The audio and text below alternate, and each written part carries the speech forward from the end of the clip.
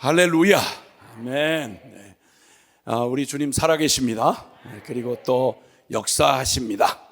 자, 은혜를 사모하고 기다리고 또 주님을 간구하는 사람 영혼들에게 주님 만나주시고 또 회복하시고 또 능력 주시겠다고 약속하셨습니다. 오늘 주님 주실 본문의 말씀, 우리 히브리서 5장, 신약성경 히브리서 5장 7절에서 10절까지에 있는 말씀을 히브리서 5장 7절에서 10절까지의 말씀 같이 함께 받들어 읽도록 하겠습니다. 시작. 그는 육체에 계실 때에 자기를 죽음에서 능히 구원하시리에게 심한 통곡과 눈물로 간구와 소원을 올렸고 그의 경건하심으로 말미암아 들으심을 얻었느니라. 그가 아들이시면서도 받으신 고난으로 순종함을 배워서 온전하게 되셨은즉 자기에게 순종하는 모든 자에게 영원한 구원의 근원이 되시고 하나님께 멜기세덱의 반차를 따른 대제사장이라 칭하심을 받으셨느니라. 아멘. 아멘. 아멘. 아멘. 오늘 이 시간에 또 주님이 신년 회복성에 제가 맡은 시간으로 이제 마지막인데 이 시간 마지막 시간에 주실 말씀의 제목은 순종의 전문성을 회복하라, 이런 제목으로 또 말씀 또 주시겠습니다. 제목 이렇게 한번 따라해 주시면 더 기억하는 데 도움이 될 것 같아요. 순종의 전문성을 회복하라. 아멘. 말씀하신 대로 여기 예수님께서 우리의 구원의 주님이 되시는 예수님께서 이 땅에 육체를 입고 이 땅에 계실 때에, 즉 하나님의 부르심을 따라서 그 사명을 감당하시려고 이 땅에 오셨을 때에 그가 자기를 죽음에서 능히 구원하시리에게 심한 통곡과 눈물로 간구와 소원을 올렸고 그의 경건하심으로 말미암아 들으심을 얻었느니라. 결국 사명 완수하시고 승리하셨다는 말입니다. 그런데 예수님이, 그분 원래 하나님이신데 그분이 우리의 구원을 위해서 그 하늘 보좌를 버리시고 이 땅에 오셔서 이 피조물인 죄인 인간의 몸을 입으시고 이 땅에 오셔서 그분이 이 땅에서 우리에게 보여주신 본이 있는데 하나님 아버지의 그 거룩한 뜻을 반드시 성취해내시는데 이게 보통 일이 아니고요. 하나님이 사람이 된다는 말부터가 이건 있을 수도 없는 얘기고, 그리고 그 사람이 되어 오셔서 그분이 감당할 일이 천하에 세상에 죄를 알지도 못하시고 또 죄를 심판하실 하나님이신 그분이 죄인이 되어 오셔서 사람이 되어 오셔서 모든 인류의 그 더러운 쓰레기, 죄의 쓰레기를 다 통째로 짊어지시고, 그리고 그 죄의 값을 처음부터 끝까지 그냥 한 푼 확 주고 끝내는 게 아니라, 죄라고 하는 사실이 그냥 단순한 얘기가 아니고 죄가 곧 우리의 생명이 돼서 그저 어머니 태 속에서부터 시작할 때부터 인생 살아가는 모든 삶, 우리의 생명과 삶 전부가 죄의 오염이 돼서 그 죄밖에는 설명이 안 되는, 그래서 결국은 죄의 값으로 죽음에 처해지는 심판의 자리까지 이르는 우리의 전부를, 단 빚을 단 0.01%도 남기면 안 돼요. 완벽하게 치러 주셔야만 되는데 우리의 대속이 되셨으니까 그분이 이 땅에서 이 제한된 육체를 입으시고 이 무서운 죄악의 세상 한복판에서 그분이 그 주님의 그 거룩한 사명을 감당하시고 죄값을 치르러 죽으러 가시는 십자가에 죽으시기까지 우리의 모든 것을 다 담당하셔야 되는 거예요. 그러니까 이게 그분의 본성과 도저히 맞질 않는 일이죠. 도저히 맞질 않는 일이에요. 우린 죄인인 우리는 태어날 때부터 존재적인 죄인이라서 죄인이 의인으로 사는 게 본성적으로 안 맞아요. 그러니까 우리는 거룩한 체질이 아니고요. 우리는 워낙 아주 야하고 그리고 또 너무 세속적이고 아주 끈적끈적한 죄에 질펀하게 죄 짓는 삶이 연습 안 해도 저절로 돼요. 그런데 거룩 이러면 거룩자를 듣는 순간부터 우울해져요. 이렇게. 우린 체질이 거룩 체질이 아니에요. 그렇죠? 그렇다고 그러세요. 아니 그러니까 우리는 그러니까 성경 말씀이 다 우리 체질에 안 맞아요. 꼭 주님이 하신 말씀 해라 하시는 말씀은 전부 우리가 하기 싫은 거예요. 그죠? 겸손해라 너무 싫은 거예요. 그렇지 않아도 무시당하는 것만 내가 그냥 억울해 죽겠는데 뭘 또 겸손하냐고. 그리고 섬겨라. 이게 얼마나 어려워요. 그렇죠? 누구한테 없는 실력으로도 왕노릇하고 서로 키재기하고 잘난 척하는 게 우리 체질인데 겸손을 하라. 겸손한 척은 할 수 있지. 겸손한 척하면서 자기 자랑을 슬슬 풀어놓고 그리고 자기보다 조금만 못하다고 생각하면 속으로 얼마나 무시하는지 몰라. 그렇죠? 조금만 뭐 옷을 초라하게 입었다거나 조금 뭐 말을 좀 쌍스럽게 한다거나 집안 배경이 조금 뭐 그렇다거나 이러면 속으로 그냥 사람들을 경멸하잖아. 이게 체질이 안 맞아요. 그래서 성경을 잘 소설책을 많이 읽어도 성경을 잘 안 읽으려고 그래요. 왜냐하면 성경책에서 하나님의 말씀에서 하라고 하는 건 전부 우리가 하기 싫은 것만 하라 그랬고 그 다음에 하고 싶은 건 전부 하지 말라 그랬어요. 그러니까 이 체질이 안 맞아서 성경을 자꾸 봐도 나는 성경을 봐도요 은혜가 안 돼요. 잘 읽어지질 않아요. 그리고 졸려요. 이게 체질이 안 맞아서 그래. 체질이 안 맞아서. 근데 어쨌든 이런 본성적으로 우리는 거룩해 죄인으로서 거룩하게 사는 게 본성적으로 안 맞는데 예수님 정반대예요. 그분은 본성적으로 선하시고 거룩한 분인데 이 육체를 입고 이 죄된 세상 한복판에 살아가신다는 게 이게 보통 어려운 일이 아니에요. 하나님이 사람의 몸 안에서 제한을 받으신다. 우리는 상상도 안 되고 짐작도 할 수 없어요. 그러니까 고난이에요. 잘 맞지 않는 길을 억지로 가려면 물살을 거슬러 올라가는 것처럼 힘들어요. 바람을 안고 가려면 그냥 저절로 발이 떼어지질 않아요.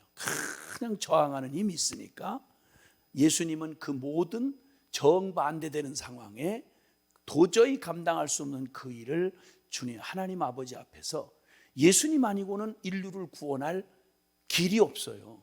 그러니까 반드시 이것은 해야 하셔야 되는데 하나도 자연스러운 게 없어. 그러다 보니까 여기 받으신 고난으로 순종함을 배웠다 이렇게 말씀. 순종은 저절로 되는 게 아니에요. 순종은 고난을 통해서 배워지는 거예요.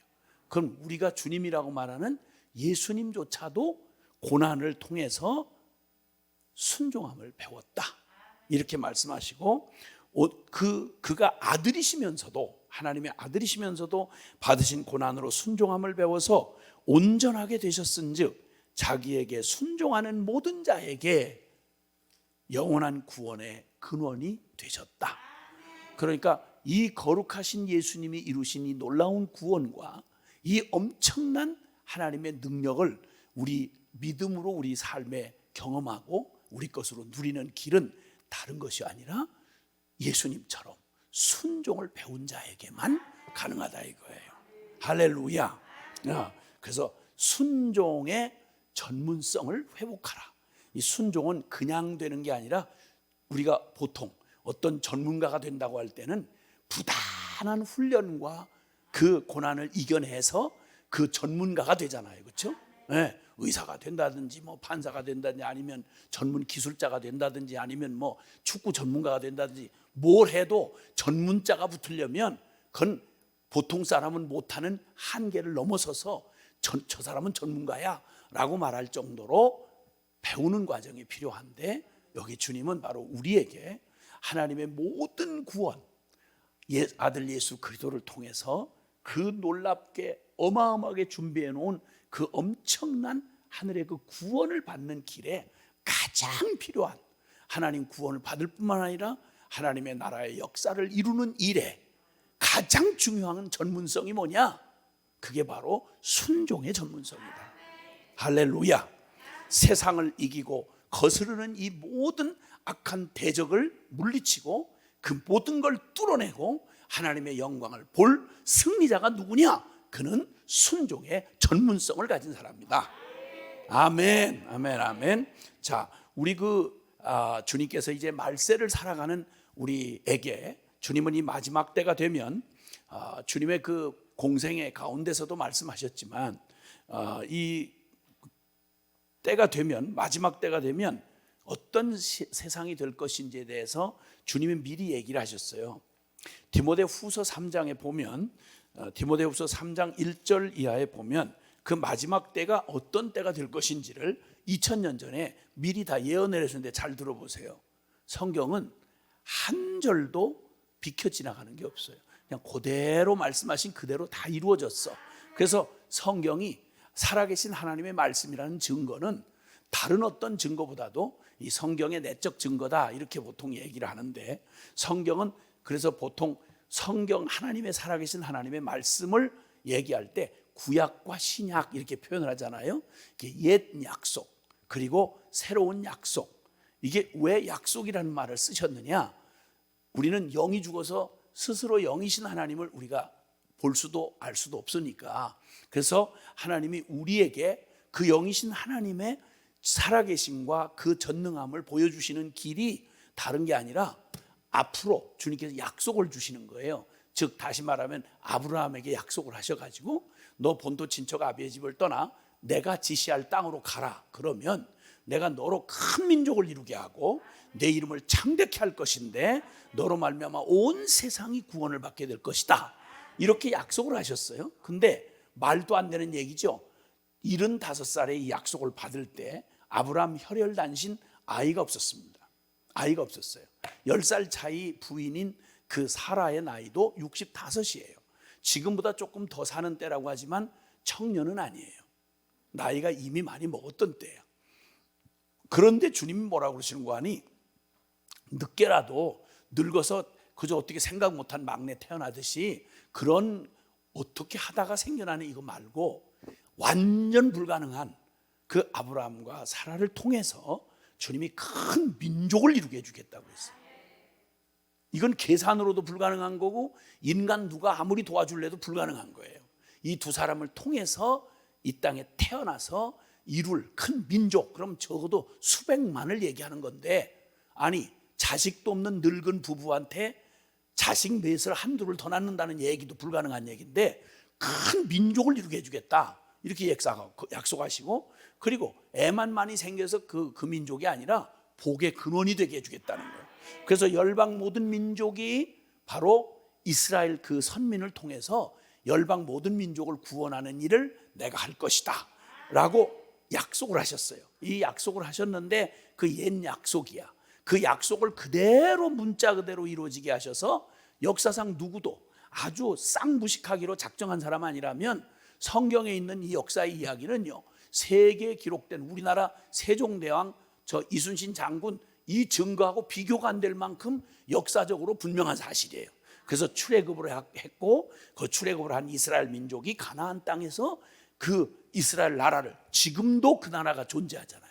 지금도 바로 그 땅 고자리에 예루살렘과 함께 저 팔레스타인 땅이 있잖아요. 지금 이스라엘, 이 세상의 세계의 화약고라고 말하는 지금 그 팔레스타인하고 전쟁하고 있는 그런 이스라엘 나라가 지금 현재 있잖아요. 그 수천 년 된 나라가 지금 그대로 있어요. 말씀한 그대로 그 지역 안에서 그 모습으로 그렇게 존재하고 있단 말이에요.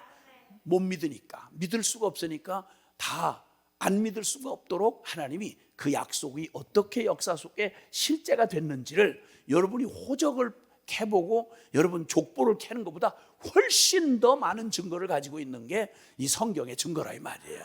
할렐루야. 그래서 그 주님의 옛 약속과 그리고 새 언약, 옛 약속의 중심은 예수 그리스도가 이 땅에 오신다는 거였고, 그 예수 그리스도가 오셔서 구원을 이루신다는 말인데, 그 약속이 이루어진 게 2023년 전, 지금 우리가 2023년이라는 말이 그게 원래 예수님 강생하신 후 첫 번 성탄절 이후에 2023년이 됐다는 말이잖아요. 다 알고 계시죠? 몰라도 괜찮아. 난 몰랐었어요. 난 몰랐었어요.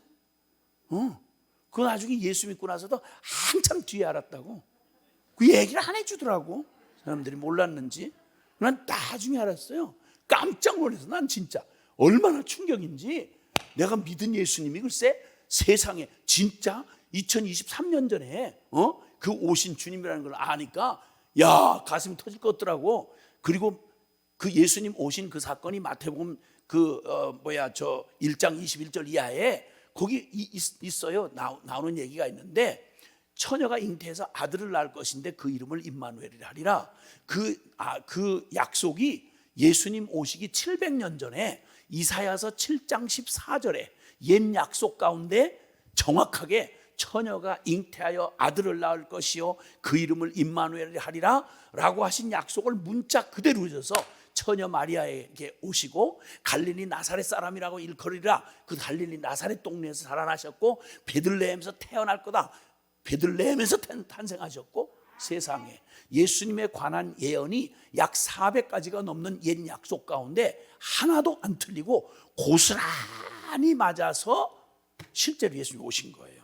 그러니 그 예수님의 약속이 그렇게 이루어졌으면 예수님이 해주신 새 언약, 그 주님께서 이 새 언약을 통해서 이루신 주님이 이제 종말에 마지막 때 어떤 일이 일어날 건지를 얘기해 주신 말씀이 여기 성경에 마태복음 24장에도 있고 성경 사복음서에 다 들어있는데, 요한계시록에 보면 역사가 어떻게 이루어질 것인지에 대해서 주님이 그냥 쫙 이렇게 앞으로 되어질 일을 아주 환히 이렇게 예언을 해 놓으셨어요. 그 예언하신 중에 하나가 오늘 여기 마지막 때가 되면 이러이러한 징조들이 나타날 거고 세상은 이런 식으로 바뀌어 갈 거다라고 말씀하신 내용이 희망적인 내용은 아니에요. 희망적인 내용은 아니고 날이 가면 갈수록 좋은 세상, 착한 세상, 살기 좋은 세상이 이렇게 될 게 아니라는 거예요. 하나님을 부러무시하는 이런 인간들이 저 공산주의 사회주의에 가면서 야, 신은 죽었다, 야, 신은 죽었어, 없어, 이렇게 하고는 하나님을 제껴버리고 인간끼리 우리가 잘 과학이 발전이 되면 그러면 우리는 이 세상에 유토피아를 만들 것이다. 쉽게 말하면 인간이 만드는 낙원이 만들어질 것이고, 그리고 과학이 발전해서 우리는 병도 다 고치고 오래 살면서 우리는 널널하게 죄 짓고 싶은 거 모두 다 죄에 미치면서도 잘 먹고 잘 살 거다. 이렇게 생 거짓말을 해놓고 공산주의 실험해가지고 70년 만에 세상에 제일 알거지 됐던 나라가 러시아예요. 러시아. 공산주의 종주국. 거기 스탈린이라는 놈이, 그놈이 주둥이 살아있을 때 뭐라고 그런 거 아니? 저 하늘에 있는 저 기독교인이 믿는 저 하나님 수염 달린 신을 끌어다가 크레물린 광장에 앞에다가 놓고 전부 다 사람들이 구경하게 만들 거라고 이런 주접을 떨고 하다가 그놈이 되졌어요. 그리고 그놈 죽음 무덤에도 못 들어가요. 지금 막 썩지 않는 약을 갖다 포르말린 약을 막 집어넣어가지고, 그래서 그냥 이렇게 하고 송장이 지금 그냥 그대로 유리관에 이렇게 하고 있어요. 하나님이 수염 달린 줄 알아. 그러니까 미쳐도 더럽게 미친 거예요. 이런 걸 보면 베레벨 놈들이 다 있어요. 그게 세계를 요란스럽게 했던 스탈린이 그랬다니까. 스탈린 기독교인을 수천만 명을 죽였어요. 그놈이. 김일성이도 지금 못 죽고 지금 관에서 약 계속 집어넣고 지금 이렇게 하고, 저 아들하고 지금 그렇게 금수산 궁전에 그렇게 하고 있어요. 인간들 그런 거예요. 걔들 떠들던 말은 전부 다 그 주둥이 덮이는 날 그냥 저도 끝나는 거죠 이제. 근데 하나님이 요 말세에 어떨 거라고 말씀하신 내용을 한번 들어보란 말이에요. 이거 2000년 전에 기록된 말씀이에요. 들어보시는 거예요. 디모데후서 3장 1절 이하에 너는 이것을 알라. 말세에 너는 이것을 알아. 말세가 되면 유토피아가 되는 게 아니라 고통하는 때가 이르리라. 말세가 되면 고통하는 때가 이를 것인데, 사람들이 어떻게 해서 고통하는 때가 되냐면 이 마지막 때가 되면 지금 우리가 사는 때를 말하는 거예요. 사람들이 자기를 사랑하고 나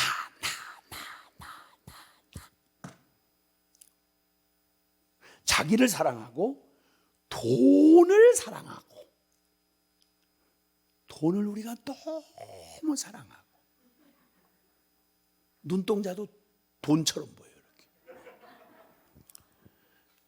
자랑하고, 지금 피할 시대야. 자기 피할 시대. 그렇죠? 자랑하고 교만하고 비방하고 부모를 거역하고 아야 부모 그냥 제껴버리는 거예요. 감사치 아니하고 진짜 감사가 없는 시대죠.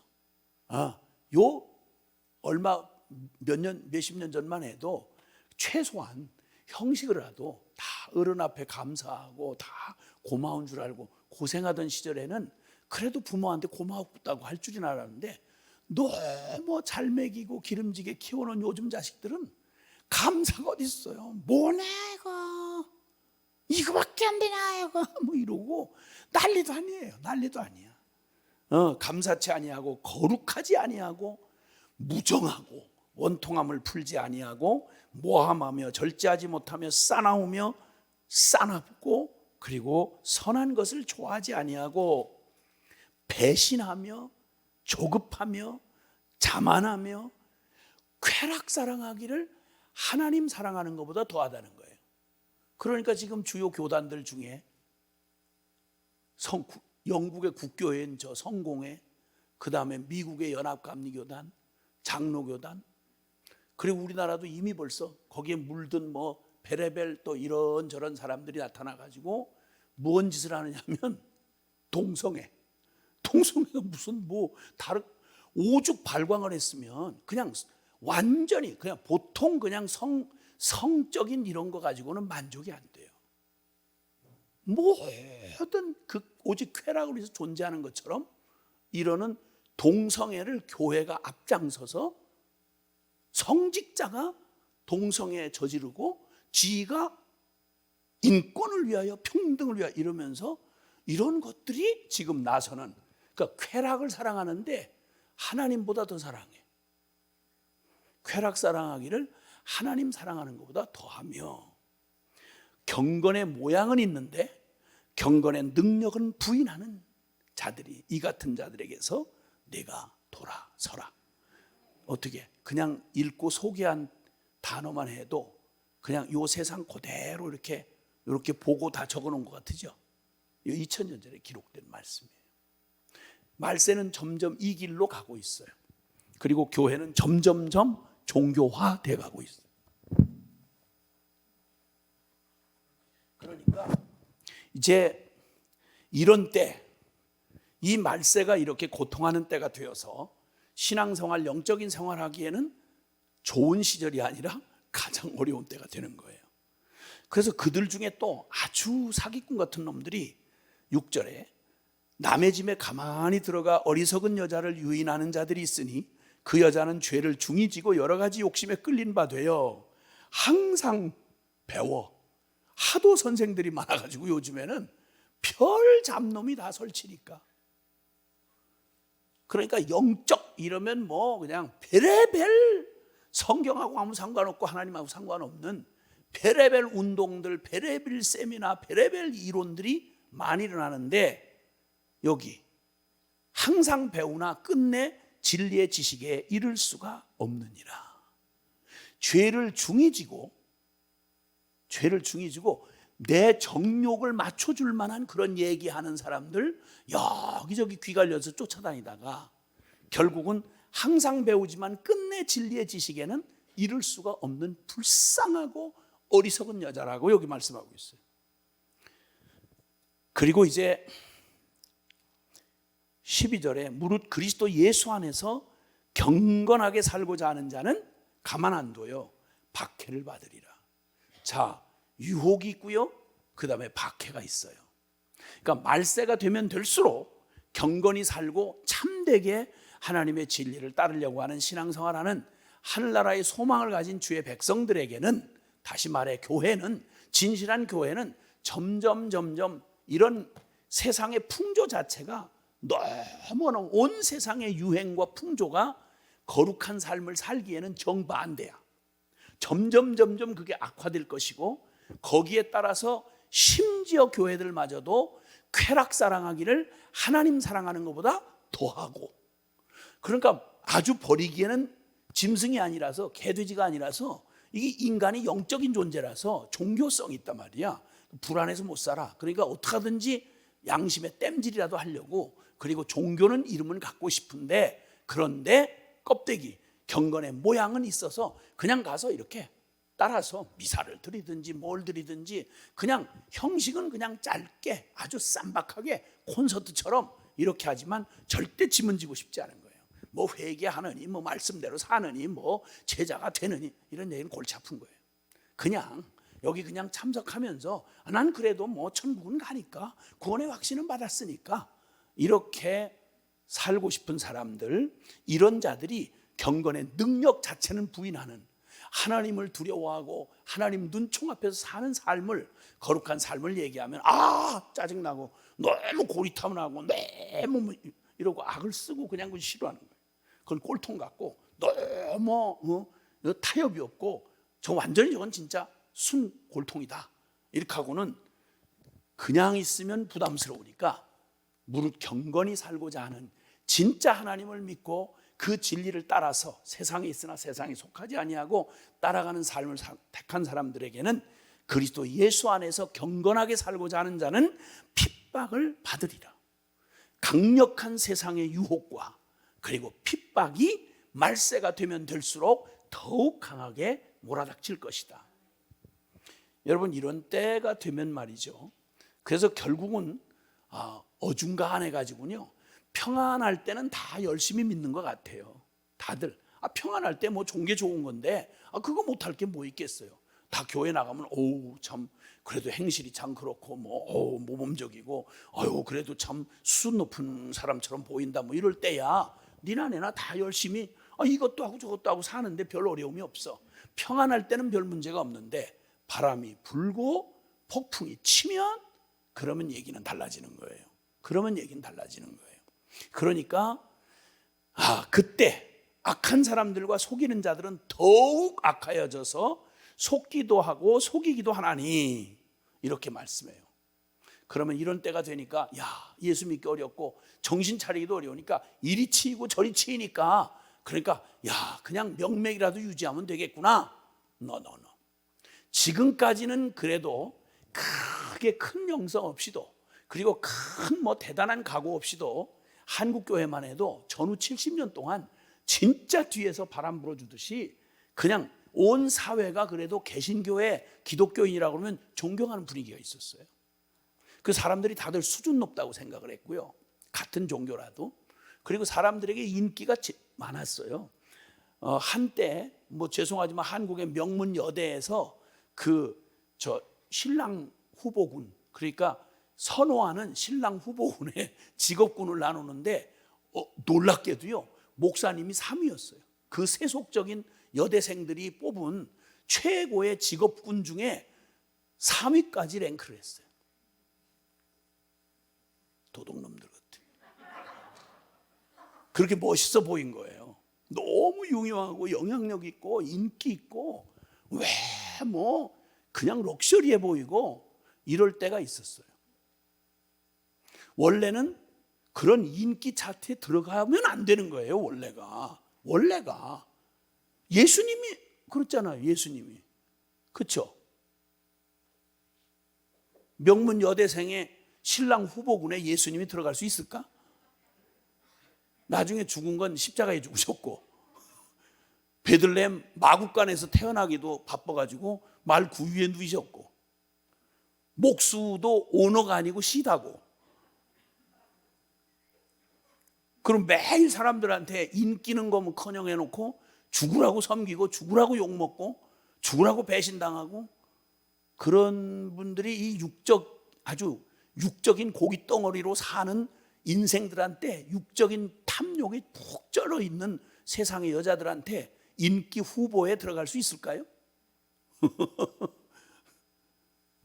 없어요. 근데 얼마나 우리 한국 교회는 인기가 충만했냐면 유명인 할 때 교회가 얼마나 막 다 주목을 받았어요. 그럴 때까지는 괜찮았어요.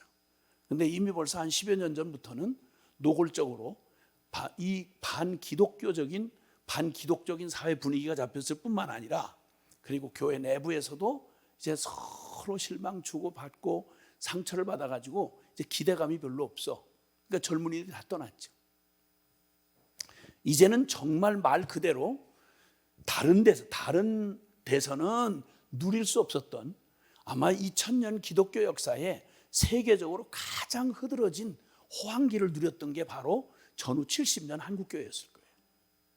정말 대단했어요. 그 화려한 시대가 이제 저물어서 이제는 말할 것도 없고 공공의 적을 만들어 버렸어. 기독교는 공공의 적처럼 이렇게 여겨요. 이런 사람들이 지금 다수가 지금 기득권 세력들이 돼가지고 교회를 공공의 적으로 몰아가고 있어요. 매스컴 다 그렇고요. 자, 어쨌든 그런 이 어려운 때를 만날 때 이제 더 나아지는 일은 없다는 거예요. 악한 사람은 더욱 악하여지고 속이는 자들은 더욱 속이기도 하는데, 이제 이런 핍박과 유혹이 하나님의 교회를 대적하고, 이젠 예수 믿는 일이 전에는 등 떠밀어 두듯이 그냥 이렇게 그냥 떠밀려 가듯이 절로 그냥 내가 안 믿으려고 해도 막 옆에서 막 난리를 치니까 믿어주는 것만 해도 대단했는데, 지금은 이제 후로는 그런 흐드러진 세상은 끝났어요.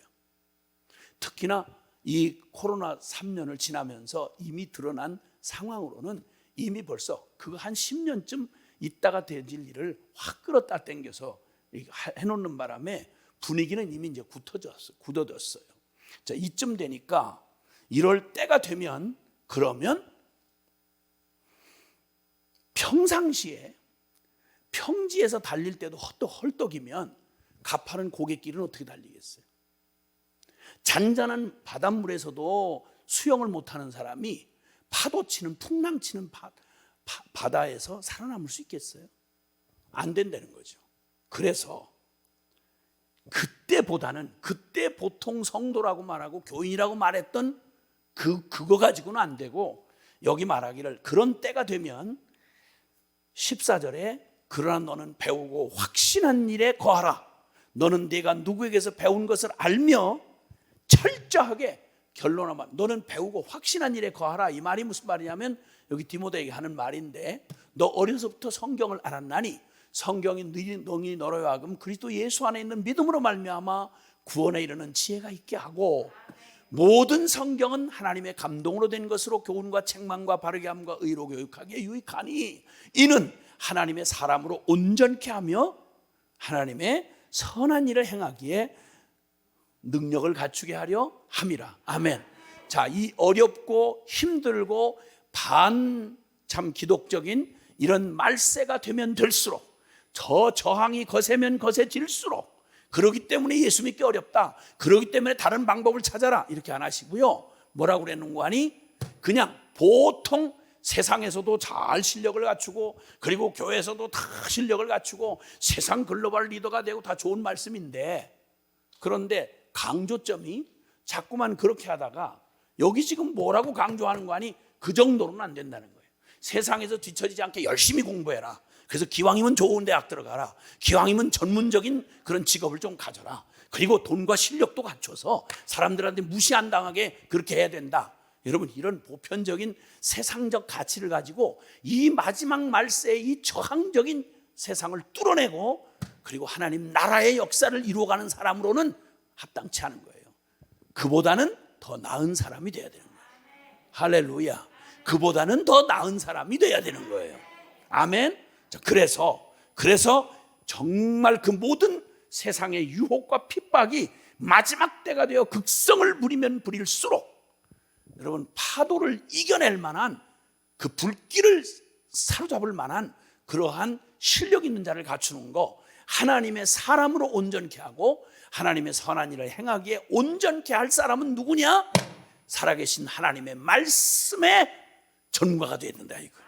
이 말씀에 순종을 하는 순종의 전문가가 이 세상을 이겨낼 수 있다고 말하는 것입니다. 자, 여러분, 이 비슷한 말씀을 고린도 전서 3장이 또 말해주고 있어요. 한번 보시죠. 고린도 전서 3장입니다. 고린도 전서 3장 찾으셨으면은 고린도 전서 3장 10절부터, 고린도전서 3장 10절부터 시작. 내게 주신 하나님의 은혜를 따라 내가 지혜로운 건축자와 같이 터를 닦아두매 다른 이가 그 위에 세우나 그러나 각각 어떻게 그 위에 세울까를 조심할지니라. 이 닦아둔 것 외에 능히 다른 터가 닦아둘 자가 없으니 이 터는 곧 예수 그리스도라. 만일 누구든지 금이나 은이나 보석이나 나무나 풀이나 짚으로 이 터 위에 세우면 각 사람의 공적이 나타날 터인데 그날이 공적을 밝히리니 이는 불로 나타내고 그 불이 각 사람의 공적이 어떠한 것을 시험할 것임이라. 만일 누구든지 그 위에 세운 공적이 그대로 있으면 상을 받고 누구든지 그 공적이 불타면 해를 받으리니 그러나 자신은 구원을 받되 불 가운데서 받은 것과 같으리라. 아멘. 아멘. 마지막 때에 교회가 어떤 교회가 되어야 될 것인지를 옛날이나 마지막 때나 동일하지만 더욱 말세의 이런 어려운 때가 되고 시험의 불길이 다가오고 그리고 거센 유혹의 바람이 들이칠 때, 그때 이 마지막 때 견뎌낼 수 있는 살아있는 교회, 참된 교회로 세워지려면 먼저는 건축을 비유로 말씀하셨어요. 건축을, 집을 지으려고 할 때 여러분 집도 어떤 목적으로 짓느냐에 따라서 전혀 다르죠. 예를 들어서 저 여름에 저 모래사장에 방가로라고 그러죠. 보통 그 여름에만 잠깐 이렇게 사람들 거기서 이렇게 하는 얼기설기 지어가지고 그늘만 피하고 바닷가를 즐길 수 있도록 하는 그런 임시로 짓는 방가로 같으면 그럼 모래 위에다 그렇게 지면 돼요. 그러나 대를 물려가면서 살아야 될 집이라고 말하면 그렇게 해서는 안 되는 거예요. 그래서 터를 어떻게 지혜로운 건축자와 같이 지진이 많은 지역에다 집을 세운다거나 그리고 그 이런 풍수재해가 많은 그러한 때에 집을 짓는다고 그러면 기초가 굉장히 중요하죠. 그래서 지혜로운 건축자 같이 터를 닦아두는데 모래 위에 짓는 집이 아니라 반석 위에 짓되 튼튼한 반석 위에 지으는 거예요. 지혜로운 건축자와 같이 터를 닦아두매 다른 이가 그 위에 세우나 각각 어떻게 그 위에 세울까를 조심해야 된다. 건축의 가장 중요한 게 터고요. 어떤 재난에도 견뎌낼 수 있는 든든한 반석 위에 집을 세워야 될 것이고, 그리고 그 반석 위에 세운다고 해도 이 반석은 바로 이 모든 이 말세에 당할 이 세상의 모든 위기와 도전과 유혹 앞에 교회가 진짜 흔들리지 아니하고 어떤 폭풍에도 그리고 어떤 불길에도 시달리지 견뎌낼 수 있는 든든한 교회가 되려면 기초 자체가 든든해야 된다. 근데 그 터는 바로 다른 게 아니라 예수 그리스도다. 교회 터를 만약에 유명한 목사님에게 뒀다 그러면 볼 거 없어요. 그냥 볼 거 없어요. 사람 아무리 뛰어나도 사람이라는 건 다 해봐야 사람 의지한 세운 것이 얼마나 가겠어요. 얼마나 가겠어요. 그게 만약 사람들이 세운 조직, 그런 어떤 세력, 권력, 또 교권 이런 거 가지고는 그건 견뎌낼 수가 없어요.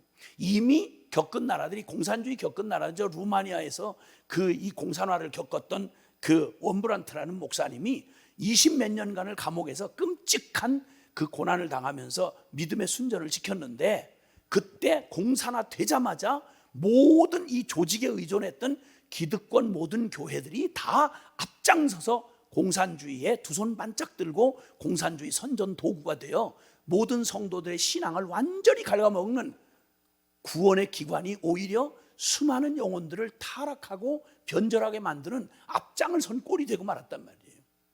터가 사람들의 조직이나 어떤 인간적 인위적인 힘에다 세우면 그건 모래 위에 세운 집과 같다는 거예요. 그러니까 다른 터가 없다는 거예요. 교회는 어떤 시대 어떤 상황에서도 교회의 터는 철저히 예수 그리스도라. 아멘. 이건 예수님이 직접 하신 말씀이에요. 마태복음 16장 16절 이하에 주는 그리스도시요 살아계신 하나님의 아들입니다. 너희는 나를 누구라고 하느냐는 말에 베드로가 고백을 했던 말, 신앙 고백 있잖아요. 기억나세요? 기억나셔야 돼. 그런 말이 있었어요. 이렇게 깜짝 놀라면 너무 충격이에요. 내가 그래도 여기까지 오신 분들인데 그래도 베드로의 신앙 고백 있잖아요. 그때 주님께서 베드로의 신앙 고백, 예수는 그리스도시고 주님이고 살아계신 하나님의 아들입니다, 이렇게 말했더니 주님이 기뻐하시며 바요나 시몬아, 너 이것을 알게 한 건 혈육이 아니고 사람이 아니고 하나님이 알게 하셨다. 됐다. 내 이름을 베드로라 할 것인데 나는 너 이 바로 이 신앙 고백의 터 위에 내 교회를 세우겠다. 그 교회는 세상이 다 덤벼들어도 음부의 권세가 절대 이 교회를 당해내지 못하는 강한 교회가 될 것이다. 그게 바로 뭐냐면 주는 예수는 그리스도시요 살아계신 하나님의 아들이라는 이 신앙 고백의 터 위에 내가 교회를 세우겠다는 거예요. 그러니까 교회는 다른 게 다 사라져도 남아야 될 교회의 신앙 고백은 예수가 남아야 된다 이 말이에요. 할렐루야. 예수가 없는 기독교, 말 장난도 이런 말 장난이 없고, 예수님을 얘기한다고 해도 뭐 예수님을 무슨 정치운동가 무슨 뭐 자선사업가 별 얘기를 다 하는데, 여러분 예수 그리스도는 예수라는 이름 자체가 자기 백성을 저희 죄에서 구원할 자다 이런 의미를 갖고 있어요. 그러니까 예수님의 모든, 예수님이 우리에게 그리스도가 구원자가 된다는 말은 바로 십자가의 구속을 통해서 우리를 구원하여 하나님과 원수되었던 우리 인생을 하나님과 완전한 화평을 이루게 하셔서 영생을 얻게 하시는 그 일을 이루신 게 예수님이 이루신 핵심이다 이 말이야. 할렐루야. 그래서 그 터는 예수 그리스도고, 그 다음에 그 예수 그리스도의 터 위에 집을 짓는데 반석을 잘 선택을 했는데, 집 짓기 쉬운 게 나무나 풀이나 짚이잖아요. 움막 짓듯이 빨리 멋있게 이렇게 할 수 있단 말이에요. 그런데 금이나 은이나 보석으로, 어떤 이는 금이나 은이나 보석으로 집을 짓고, 어떤 이는 나무나 풀이나 짚으로 빨리 쉽게 싸게 멋있게 이렇게 지었어. 근데 너무 더디고 비싸고 힘들고 너무 진척도 안 되고 이러는데, 나중에 결과가 각 사람의 공적을 나타낼 때 그날의 공적을 밝히리니 이는 불로 나타낼 것이다. 자, 그러면 나무나 풀이나 짚으로 지은 집, 그리고 금이나 은이나 보석으로 지은 집, 불이 확 쓸고 지나갔어. 뭐가 남겠어요? 뻔한 거 아니겠어요? 그렇죠? 그러니까 만일 누구든지 그 위에 세운 공적이 그대로 있으면 상을 받겠지만, 그러나 만약 공적이 불타고 해를 받으면, 그러면 공적이 불타면 해를 받을 것이다 이렇게 말씀해요. 그러니까 교회가 터도 분명히 예수 그리스도여야 하고, 그걸 세우는 것도 시대에 따라서 막 쉽고 편하고 인기 있고 이런 거에 속지 말고, 더디냐 비싸냐 힘드냐 이걸 묻지 말고, 불로 공력을 심판할 때 살아남을 거냐 이걸 보란 말이에요. 집을 그냥 대강 싸다고 멋있다고 이렇게 지을 수 없는 거 아니겠어요? 마찬가지로 우리 신앙의 집을, 교회를 세운다고 할 때 천하에 무슨 일이 있어도 타협할 게 따로 있지, 어리석고 미친 짓을 해도 분수가 있지, 터가 예수 그리스도가 아닌데 그냥 기독교라는 이름만 갖다 잡아 쓰고 그냥 잠깐 잘 된다고 그냥 세워놓으면 저도 속고 남도 망하게 하는 그 피차의 비극도 그런 비극이 없는 거예요. 마지막 믿고 구원의 곳이라고 달려왔는데 거기가 뭉텅 갖다 무너지고 그 망하는 데라면 몽땅 집단 자살하는 거 아니겠어요? 그러니까 교회는 그냥 보통 좋은 게 아니고요, 세상의 어떤 것보다, 다른 종교보다, 어떤 집단보다 조금 낫다 이런 거 가지고는 안 되는 거예요. 더 나은 자가 되어야 되는 거예요. 아멘. 그러니까 세상이 감당 못할 더 나은 무엇이 있어야 돼요. 그 더 나은 자를 누구라 하느냐? 오늘 제목처럼, 오늘 디모데서의 말씀처럼 살아계신 하나님의 말씀에 온전히 순종하는 자. 그래서 순종의 전문가가 된 그 사람, 그는 세상에 있어도 어떤 도전과 핍박과 시련 속에서도 그 고통을, 고난을 통해서 순종함을 배웠던 예수 그리스도의 생명을 그대로 받아서 순종에 관한 한 전문가. 딴 건 모르겠는데, 딴 실력은 뭐 모르겠는데 순종만큼은 주님 말씀하셨어. 그러면 어떤 도전과 유혹과 시련이 있어도 반드시 기필코 순종하고야만은 이 순종의 전문가들이 이 역사를 뚫어내고, 그리고 이 모든 세상의 반대를 물리치고, 그리고 승리할 수 있다 이 말이에요. 할렐루야. 그보다 더 나은 사람, 이렇게 참 이런 말씀이 놀랍게도 진리를 선포하는 데서 쓰여진 말이 아니고요, 때때로 어떤 때 보면 이런 얘기가 있잖아요. 말이 씨가 된다는 말. 말이 씨가 된다는 말. 말 뱉어놨는데 그게 별 생각 없이 뱉어놓은 말이 그만 어느 날 그게 씨가 돼가지고 그러니까 말을 잘해야 되는 거죠. 입이 터진 입이라고 아무 말이나 나오는 대로 툭 던졌다가 진짜 끔찍한 후회할 일이 많단 말이에요. 근데 때로 어떤 때는 그렇게 그냥 툭 던진 말이 씨가 돼가지고 하나님의 역사를 이루는 일에 쓰임 받은 말이 있어요.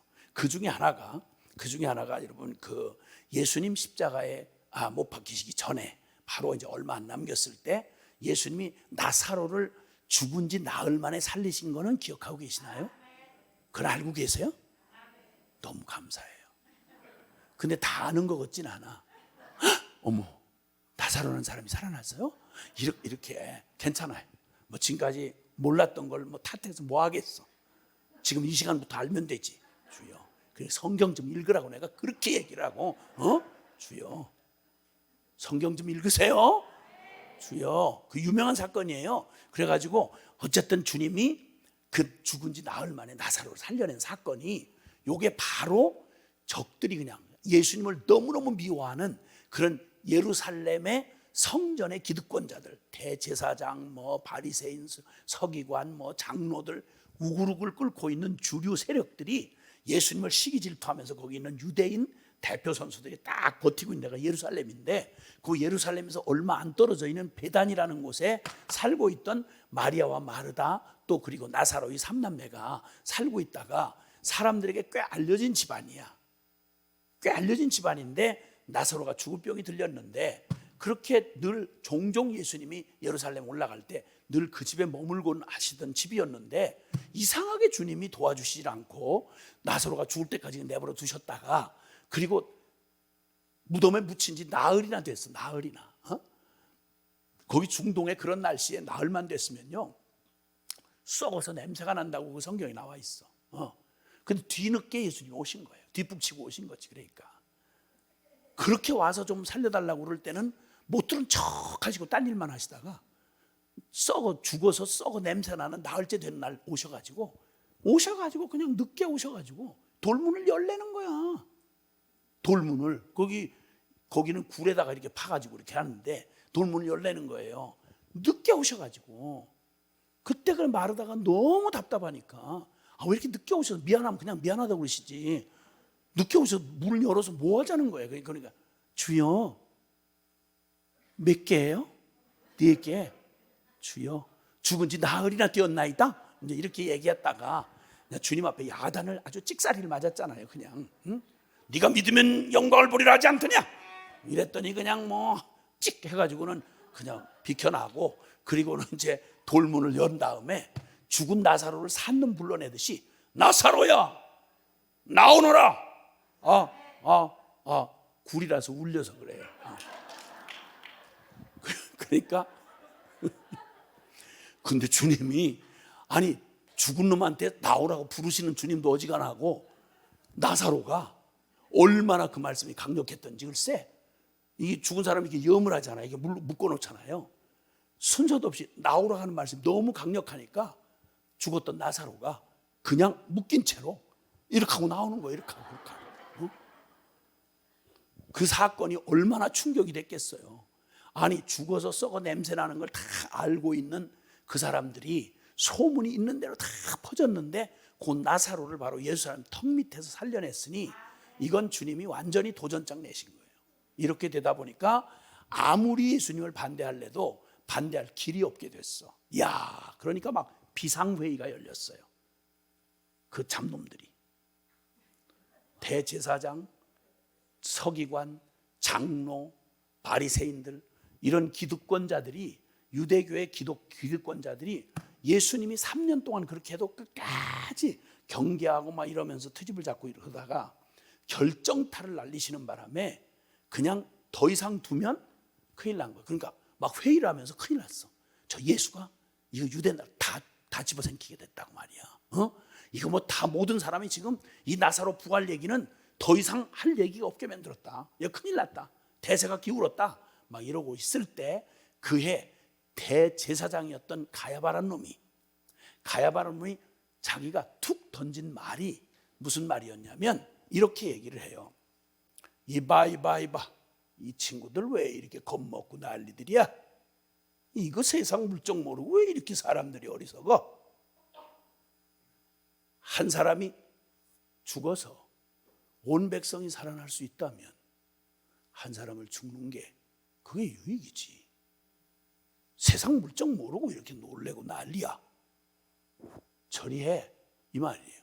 그러니까 예수님을 한 사람을 죽여서 온 백성이 평안한 게 그게 더 낫지 않겠냐 이거예요. 그러니까 처리하자 이 말이에요.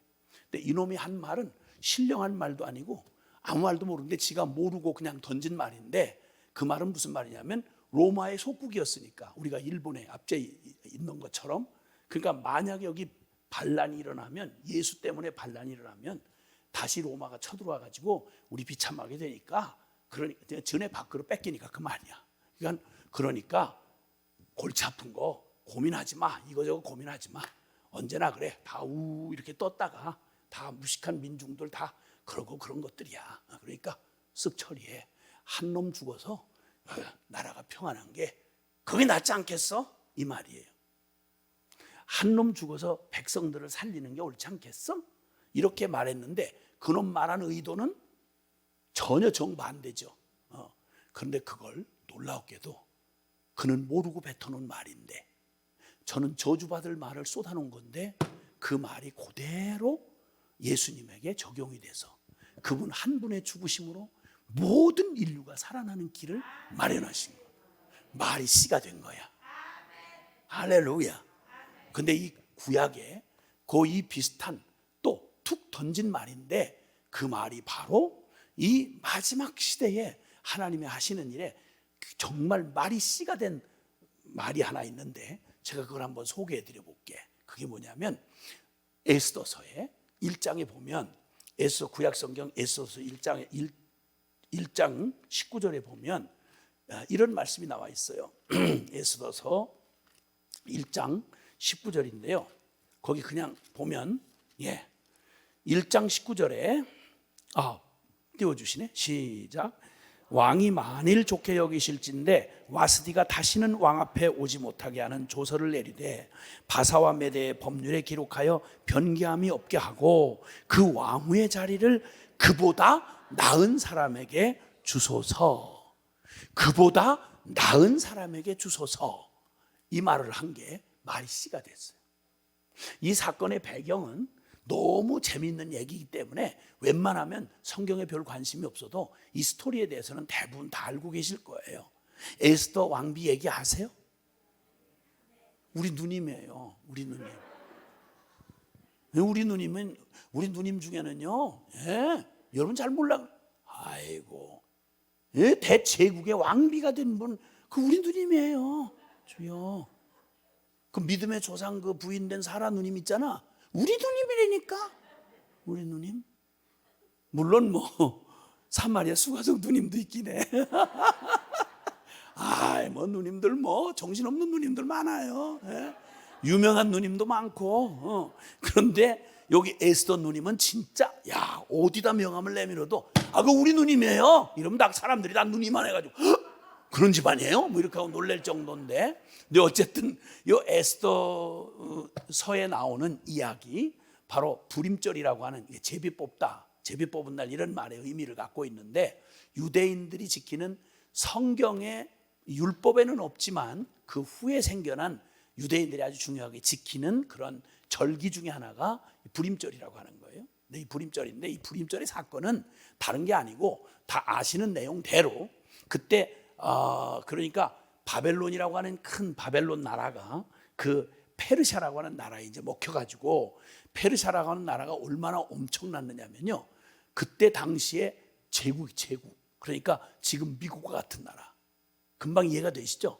지금 미국과 같은 나라예요. 그러니까 굉장한 세력을 가지고 있었는데 127개 도, 그러니까 우리나라가 8도라고 하잖아요. 근데 127개 도가 있는 어마어마한 제국이에요. 거기에 아하수에로라고 하는 왕이 그 왕으로 이제 등극해 있을 때 3년 만에 그 전 127개 도에 있는 큰 나라와 족속과 방언들이 막 다 섞여 있잖아요.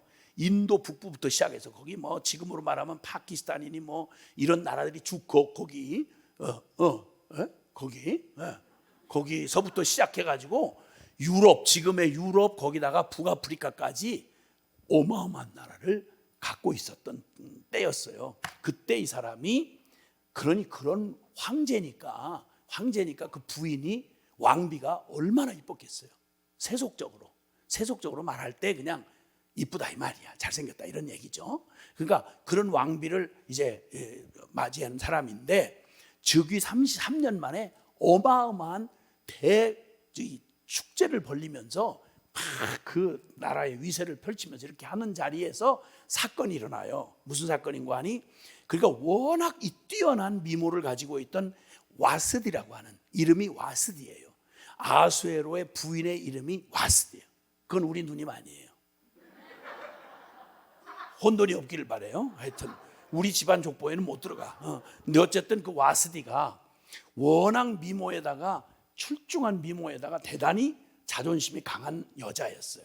근데 어쨌든 잔치판이 벌어져서 당대 제국의 황제였던 그가 자기 신하들에게 막 술 파티를 벌리고 뭐 최고 아주 끝발을 날리고 있던 그때에 그 자기 이제 서비스 차원에서 그 신하들에게 그 사람들이 그냥 좀 높게 그 역임을 받고 있다 이런 느낌이 들도록 자기 부인을 미모를 자랑시키고 싶은 거야.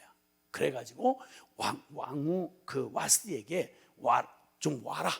그래서 모양을 좀 내고 와라 이렇게 한 거예요. 근데 술판에 그래도 그 고고하기 짝이 없는 와스디가 술판에 자기가 얼굴 모델처럼 나가기가 영 싫었던 거야. 그래서 개겼어.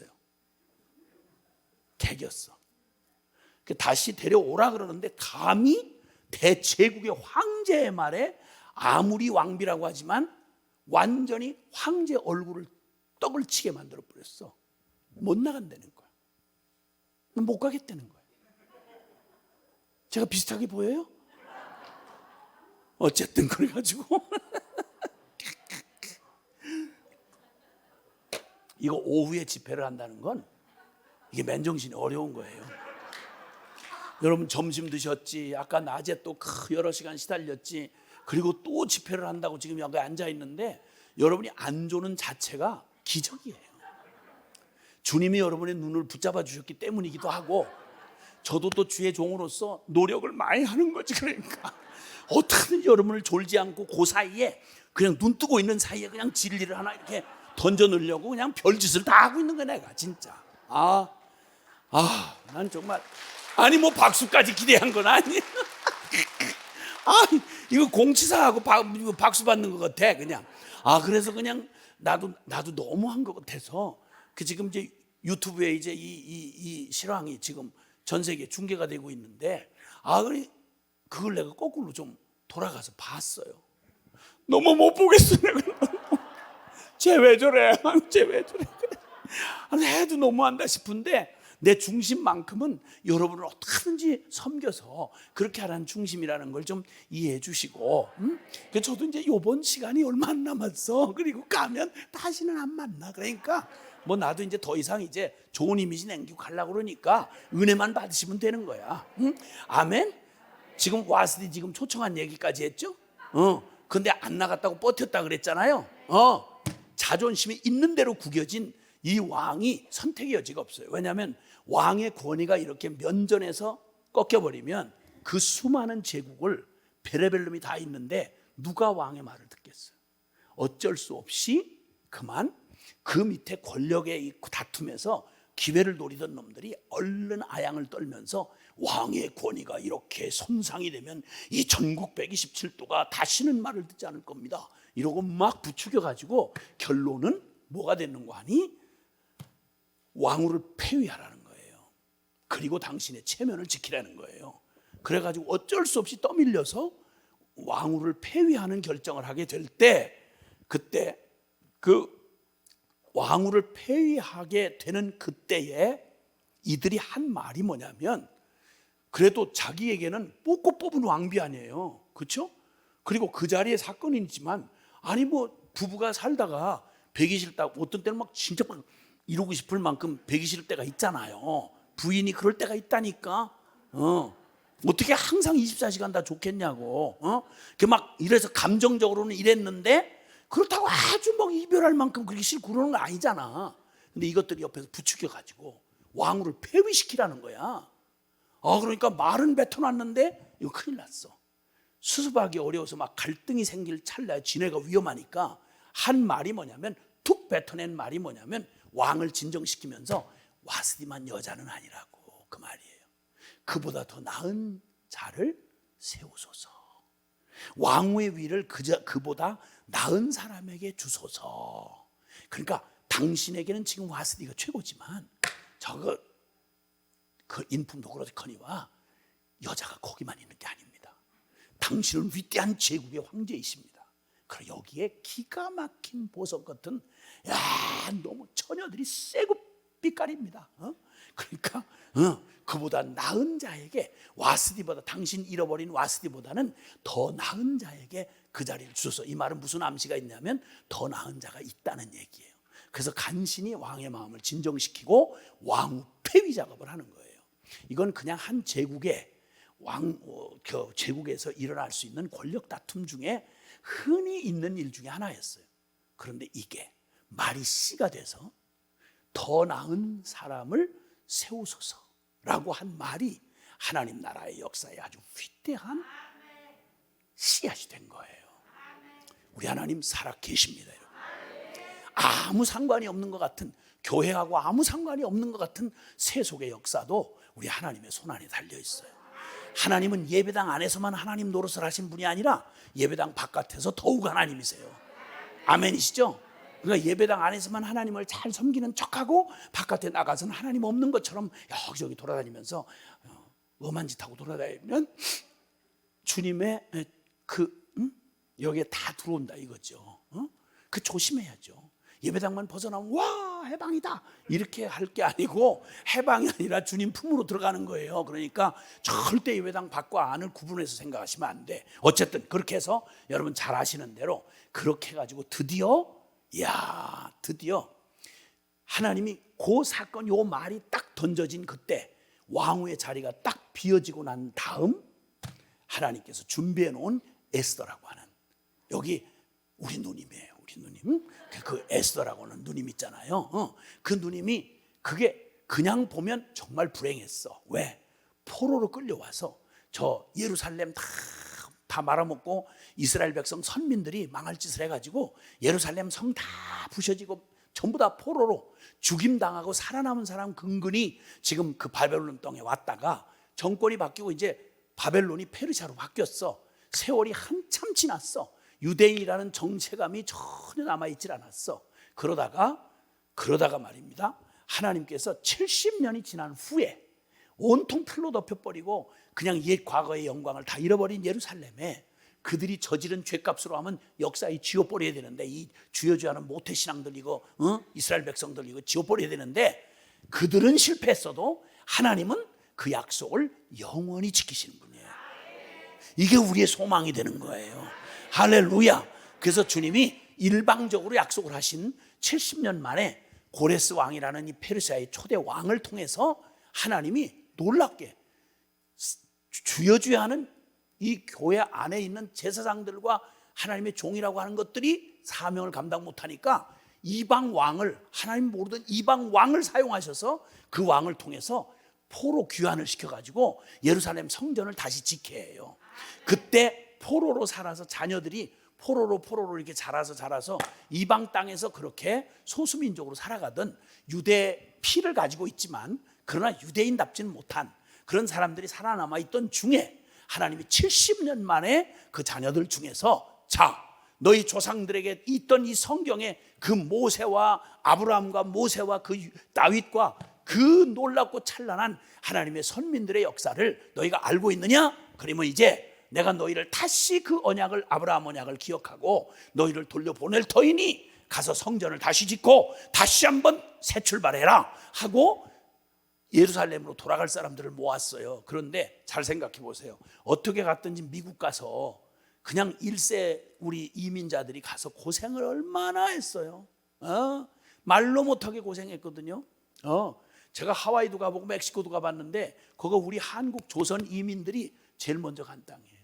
그 고생 눈물겨워 들을 수가 없어요. 들을 수가 없어요. 그 기가 막힌 뼈골을 정말 갈아붙여서 그 땅에 정착하면서 자식들만큼은 이 한을 이거 물려주지 말아야 되겠다 해서 얼마나 뼈 빠지게 저걸 했는지. 그 오죽하면 하와이 이민 간 사람들이 사탕수수 농장에서 채찍 맞아가면서 그 노예처럼 그렇게 일하고요. 그래도 이 조선 사람 대단해. 그렇게 해가지고 번 돈을 가지고 우리 자녀들에게 정말 이제는 더 이상 이 부끄러운 나라, 이 못 사는 나라 해가지고 이 꼴 당하지 않게 해야 되겠다. 그래가지고 이거 거기서 하와이 그 크리스찬 교민들이 대부분 교회 청년들이 먼저 갔거든요. 거기를 누가 알아서 가겠어요 옛날에. 그리고 간 사람들이 헌금을 해가지고 한국의 2세대를 세워달라고 한 게 저 유명한 인천의 인하대학교예요. 인천과 하와이라는 말을 줄여서 한 대학교가 인하대학교예요. 그분들의 눈물겨운 헌금과 그 섬김이 우리 이 후학들을 키워달라고 이렇게 보낸 거예요. 그렇게 어렵게 이민 정착해서 이제 2대, 1.5세, 2세대 이렇게 해서 간신히 이제 미국 사람들이 된 거야. 그런데 갑자기 완전히 다 전쟁으로 무너진 6.25의 전쟁으로 무너진 한국을 재건하려니 당신들 돌아가시오. 그래서 가서 다시 고생 좀 하시오. 돌아올 사람이 있겠어요? 없겠어요? 없지. 죽으라고 가서 그쪽 땅 간신히 정착해서 살고 있는데 그와 똑같은 거예요. 그와 똑같이 유대인들이 포로로 끌려갔지만 거기서 그 땅에서 참 발전된 나라니까 선진국이니까 거기서 잘 터잡고 살아서 이제 그 끔찍한 과거를 잊어버리고 그 땅 사람으로 이렇게 살아가려고 뿌리를 내리고 있는데 갑자기 하나님이 70년 만에 저 포로로 돌아가서 예루살렘 성전을 지으려는 거야. 그리고 옛날에 그 아브라함과 다윗의 믿음을 회복하라는 거예요. 그래서 거기서 그 중에 포로 후손들 중에 뽑힌 사람 수만 명이 1차, 2차, 3차에 걸쳐서 포로 귀환이라고 해요. 포로 귀환. 그래서 바벨론 포로 귀환을 하고 있을 때 그래도 유대인의 피가 흐르고 옛 그 조상들의 언약을 기억하고 하나님 여호와 신앙을 기억하던 사람들이 용기를 내고 믿음의 용사답게 수만 명이 그래도 그 중에 다시 돌아왔어요. 그 척박한 땅에 돌아와서 고생해가면서 성전과 성벽을 지었죠. 근데 이 사람들이 말로 하면 역사의 주역들이야. 주역. 그래도 하나님 앞에 믿음을 가지고 자기들 인생에 세상에 자기들 파묻히지 않고 하나님 나라의 영광을 위해서 왔다고 하니까 그중 뽑힌 사람들 아니겠어요? 그러니까 성경의 역사는 거기가 중심이야. 그래서 예루살렘에서 막 돌아온 귀한 자들이 당하는 고생 그리고 막 성전을 짓는 일들 막 여러 가지 거기서 일어났던 일들을 중심으로 기록되어 있는 게 아시다시피 에스라서, 느헤미야, 스바냐, 학개, 스가랴, 말락 이 모든 이 성경의 대부분의 선지서들이 그 역사를 배경으로 기록이 돼 있어요. 그러니까 주류 역사는 거기야. 근데 잊혀진 사람들이 있어. 그게 뭐냐면 믿음이 썩 좋지도 못했고 그리고 그냥 거기서 어떻게 이렇게 마음은 있어도 그냥 갈 수 있는 상황이 아니야. 그러니까 거기서 그냥 눌러 앉아서 그냥 비참한 마음으로 그냥 그렇게 살아가는 일상을 살아가는 사람들이 아직도 많이 남아있는 거예요. 페르시아 땅에.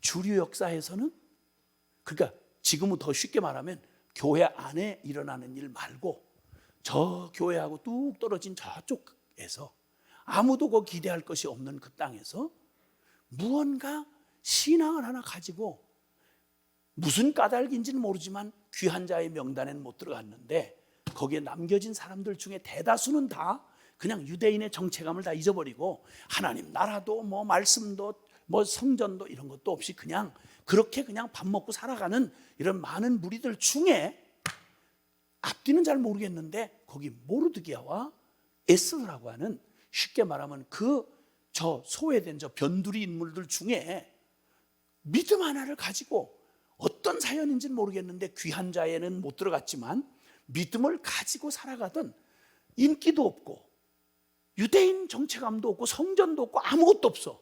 그런데 그 옛날 자기들 보지도 못한 거죠. 자기들 전에 포로 이전에 그 조상들의 이야기 전수돼 내려오던 그 얘기 우리가 지금 구약 성경에 있는 것처럼 먼 얘기로 들었던 하나님 얘기, 출애굽 얘기, 다윗 왕의 얘기, 뭐 이런 성경 얘기를 아는 것밖에 없는데 현실적으로 도움이 전혀 안 돼. 성경 잘 알고 믿음을 지킨다는 게 그 바벨론 땅에서, 그것도 비주류 사람들한테, 거기 성전도 없죠, 예배도 없죠, 절기도 없죠, 제사장도 없죠, 아무것도 없는 데서 그냥 누구도 안 알아주고 현실적으로 돈이 되지 않는데 신앙의 전문성을 가지고 있다? 이거 쥐꼬리만큼도 도움이 되는 게 아니에요.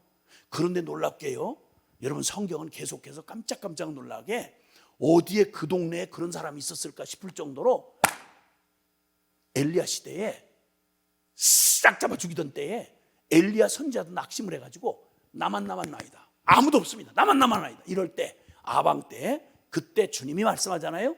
아니야, 바알에게 무릎 꿇지 아니한 내가 남겨놓은 7,000명의 사람들이 있어, 이렇게 말씀하십니다. 이 시대에 정말 진실한 사람들이 있을까요? 주님 편에 있는 사람들이 있을까요? 다 유행 따라가고 다 형편 따라서 배신하고 그냥 되는 대로 이렇게 살아가는 사람들 중에 진짜 누가 알아주지 않아도 하나님 편에 서서 영원한 진리의 말씀, 돈 되는 것도 아니고 직장 가는데 도움 안 되고 아무 미래도 보장되지 않고 진짜 천국과 살아계신 하나님 빼면 아무것도 없는, 현실적으로 도움이 전혀 안 되는데, 그런데 말씀에 골통이 돼가지고 그 믿음 지켜보겠다고 누구도 알아주지 않는데 핍박당하면서 그렇게 순전을 지키고 있는 순종의 전문가들이 있을까요? 페르시아 땅에 그 사람들이 있을까? 누구도 기대할 수 없었어요. 근데 오늘 성경은 그 숨겨졌던 사람들을 주님께서 주목하고 계십니다. 우리 하나님의 눈에는 누가 들어오느냐면, 역대기에 있는 말씀처럼 여호와의 눈은 온 땅을 두루 감찰하사 전심으로 자기를 찾는 자들을 찾으시느니라. 아멘. 사람은 다 있고 유행에는 다 잊혀져도 살아계신 우리 하나님의 눈에서는 절대 마음 중심으로 하나님을 섬기는 진실한 하나님의 사람을 절대 잊어버리실 수가 없고, 오히려 하나님은 역사의 중심을 삼으시는 거예요. 자, 일반 흘러가는 페르시아의 역사 속에 지금 누군가가 던져놓은, 이 간신배들이 던져놓은 말, 그보다 더 나은 자에게 왕의 위를 주소서, 그보다 더 나은 자에게 이 기회를 주소서 했던 이 말이 역사 속에 이제 드디어 빛을 드러내시는데, 이 말을 씨를 삼아서 하나님께서 어떤 일을 벌이시는가 하니, 바로 왕후 와스디가 폐위되고 나서 이 왕이 신하들의 부추김을 따라서 전국 127도에서 그냥 처녀들을 그 동네에서 뽑히고 뽑힌 말하자면 미스 별내, 미스 양주, 미스 경기, 미스 서울 뭐 이런 식으로 해가지고 뽑은 처녀들만 와우, 거의 가만히 보니까 거의 1,000명이 넘어요. 3년 동안은 매일 처녀 하나씩을 갈아서 잠자리를 했으니까 대단한 놈이에요. 이거 우리 족보에는 없어요. 이 아하수에는 우리 족보에 있는 형님이 아니에요. 우리 족보에는 그런 놈 없어요. 나쁜 놈도 있지만 없어요, 그런 놈. 그래도 근데 어쨌든 그래가지고 그게 폐위가 된 다음에 막 모을 때, 그때 그 수많은 처녀들이 불러 모여 이게 차출을 된 거죠. 차출이 되는데 놀랍게 에스더가 차출이 됐어요. 그러니까 에스더가 외모가 어쨌든 그러니까 저처럼 생기질 않았다는 거지. 저는 누구도 주목을 안 하거든. 근데 그 누님은 그냥 어디 그냥 보통 이렇게 하고 수수하게 지나가는데도 벌써 사람들이 전부 다 이렇게 다 쳐다보는 그런 외모가 있잖아요. 우리 중에는 없을 거야. 그러니까 걱정하지 마세요. 여러분, 아무도 쳐다보지 않으니까 걱정하지 마라. 어쨌든 이렇게 하고 쳐다볼 정도로, 그러니까 다 눈에 띈 거야. 눈에 띄니까 차출이 된 거예요. 궁중으로 차출이 됐어요.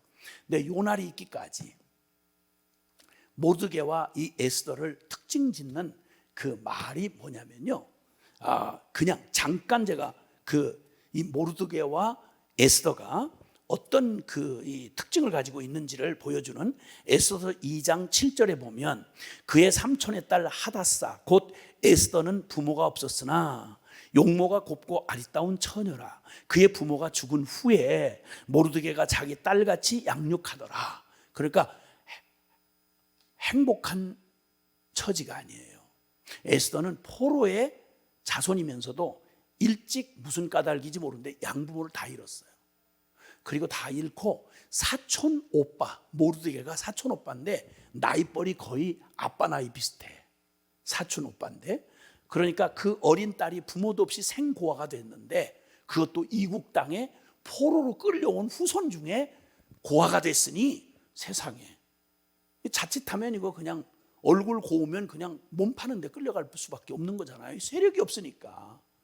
이 기가 막힌 상황에 그 딸을 딸같이, 동생을, 여동생을 부모가 되어서 이 모르드게 그 사촌 오빠가 딸같이 키웠더라, 이렇게 얘기를 해요. 자, 그런데 여기 그런데 그가 여기 저거 하는 걸 얘기, 그 특징을 말해줄 때, 이 모르드게가 이 에스더를 양육할 때, 에스더가 그 양육을 받을 때 철저하게 그 양육을 받은 게 바로 뭐냐면 순종을 배웠어요. 순종을 배웠어요. 그게 나중에는 왕비가 된 후에도요, 왕비가 됐으면 이젠 이전의 혈육 관계가 아니잖아요.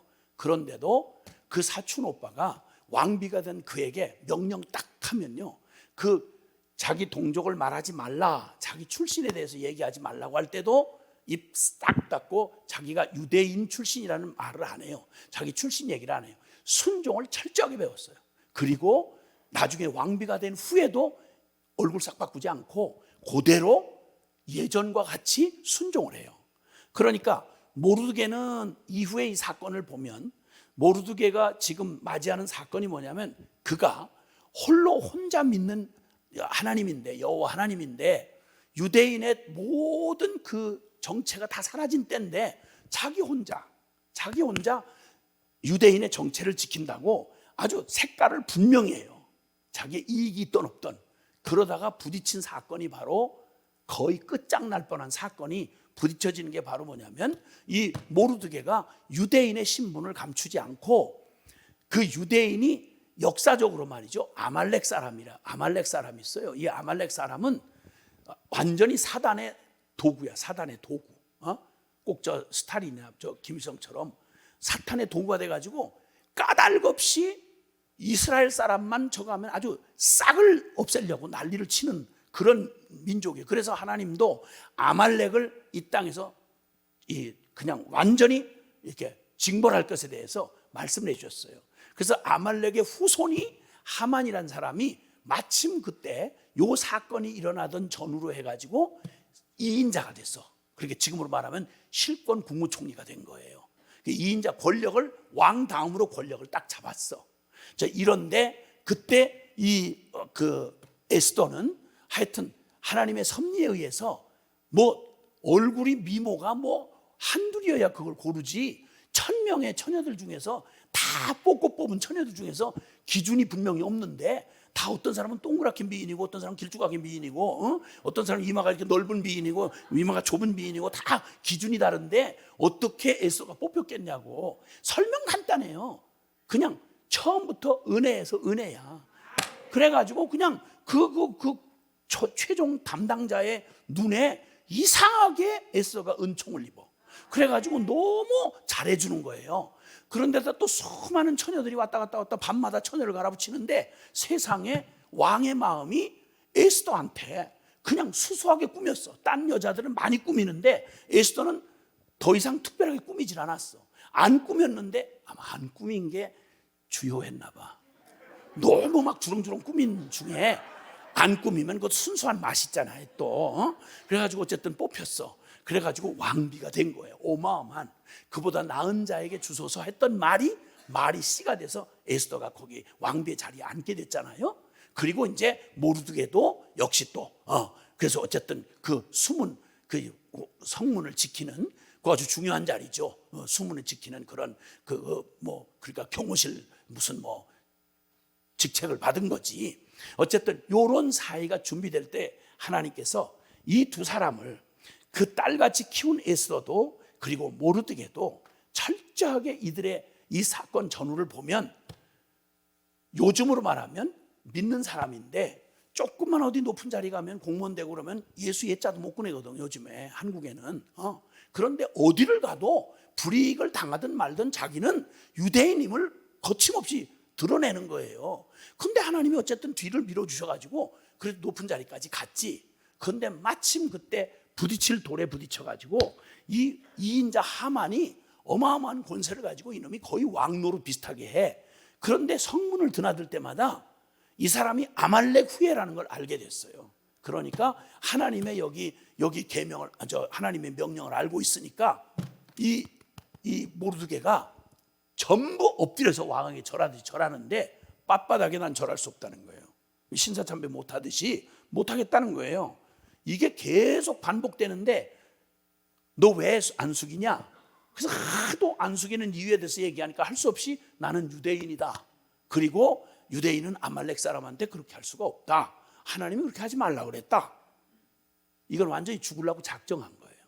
이래가지고 드디어 그 정말 앞뒤가 꼭 맥힌 것 같이 그렇게 꼴통같이 그러는 바람에 모르드게 때문에 일이 생긴 거야.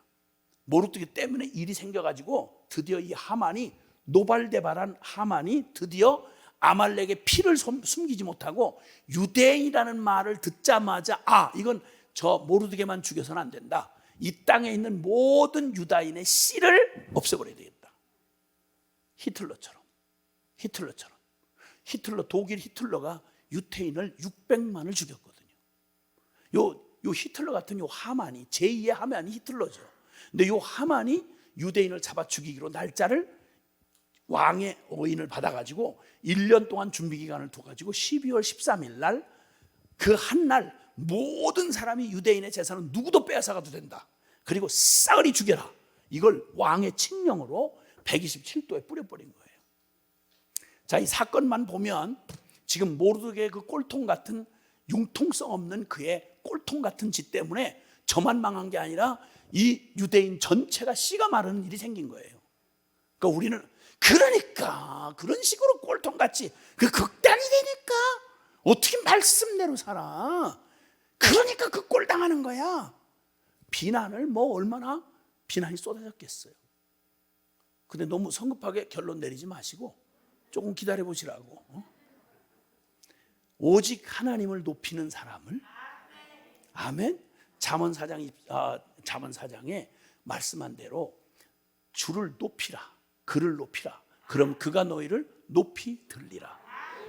너가 그를 품으면 그가 너를 영화롭게 하리라.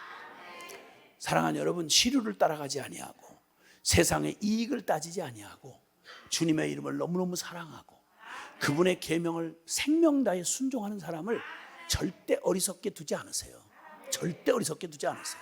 이렇게 해서 그가 드디어 이제 죽을 날 받아놓고 난리가 나서 막 그럴 때 그 유명한, 그때 그가 금식하고 통곡을 하다가 왕궁에 있는 왕후 에스더에게, 그러니까 사촌 동생이죠, 왕비가 된 그에게 이게 무슨 일인가 놀래서 묻는 그에게 대답하기를, 지금 이러이러해서 하만이 우리를 몽땅 다 죽이기로 날짜를 정해놨다.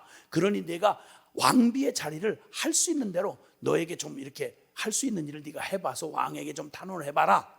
그때 완전히 아주 극상으로 왕의 권위를 막 그 와시 사건 이후에 완전히 너무너무 극대화시켜 놔가지고 왕비라고 할지라도 왕의 허락 없이 만약에 왕궁에 들어갔다 그냥 참수당하는 거예요. 그런 엄한 분위기 때에 이미 벌써 다른 워낙 향락을 즐기던 왕으로 알려져 있어요. 그러니까 이 에스더를 그 왕비로 받아놓고 나서도요, 그 버릇 개 못 주고 그 뒤에도 계속 처녀들을 차출해다가 매일 밤마다 처녀 하나씩을 갈아붙이는 거야. 이놈이 그 짓을 하고 있었어요. 우리 집안에는 없어요, 이런 놈. 어쨌든 그래가지고 그러던 중에 한 달 동안이나 아야 왕 앞에 부름을 못 받은 지가 한 달이 넘었고, 그러니 나는 이름만 왕비지 지금 아무것도 할 게 없습니다, 이렇게 얘기를 할 때, 그때 평소에 어떻게 양육을 했는지가 보이는 거예요. 지금은 왕비예요. 세상에 대제국의 왕비야. 왕 다음 가는 권세를 가지고 있는데 당장 전언을 하면서 네가 왕궁에 있으니 너 혼자 편안할 줄 아느냐? 네가 만약 잠잠하면 하나님이 너 말고도 얼마든지 이 유다 백성을 얼마든지 구원할 수 있어. 그러나 너와 네 아비의 집은 멸망하리라. 너에게 왕후에 되지도 못할 왕후의 위를 준 게 이때를 위함이 아니겠느냐? 너에게 왕후의 기회를 준 게 바로 이때를 위한 게 아니겠느냐? 여러분, 그렇게 딱 아주 엄중하게 죽으려고 어차피 죽을 거니까 막 죽을 각오를 하고 이런 거죠. 그랬더니 놀랍게도 그가 어떻게 더 나은 자, 와스디보다 더 나은 자가 에스더라는 사실을 하나님 앞에 드러낸 사건이 뭐냐면, 그때 유명한 말이 있어요. 얼른 알아듣고 이건 상식에 속한 얘기가 아니구나 하고는 얼른 깨닫고는 제가 제 시녀들과 함께 3일 동안 금식을 하겠습니다. 당신도 모든 수산성에 있는 유다인들과 3일 동안 금식을 해 주십시오. 물도 마시지 말고. 우리의 모든 생명이 하나님 앞에 달렸지 왕비 저한테 달린 게 아닙니다.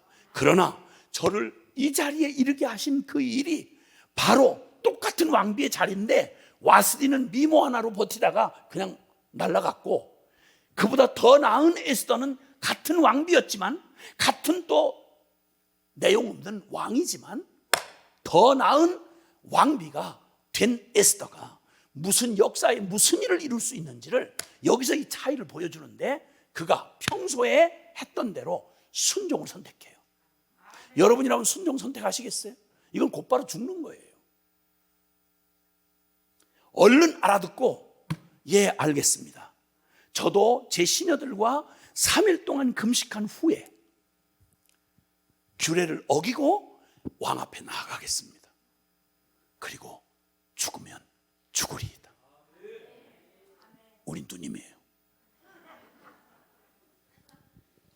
주여, 우리 누님이라고. 정말 죽으면 죽으리이다. 에스더의 그 멋진 신앙만이죠. 그리고 하나님은 놀랍게 더 나은 자, 여러분, 하만이 그 권세를 가지고 하늘 끝 모르고 설치던 그놈이 거꾸로 지가 만든 장대에 지가 매달리고, 하나님이 모르드게를 거꾸로 하만보다 더 나은 자로 그 자리에 세우셨어요.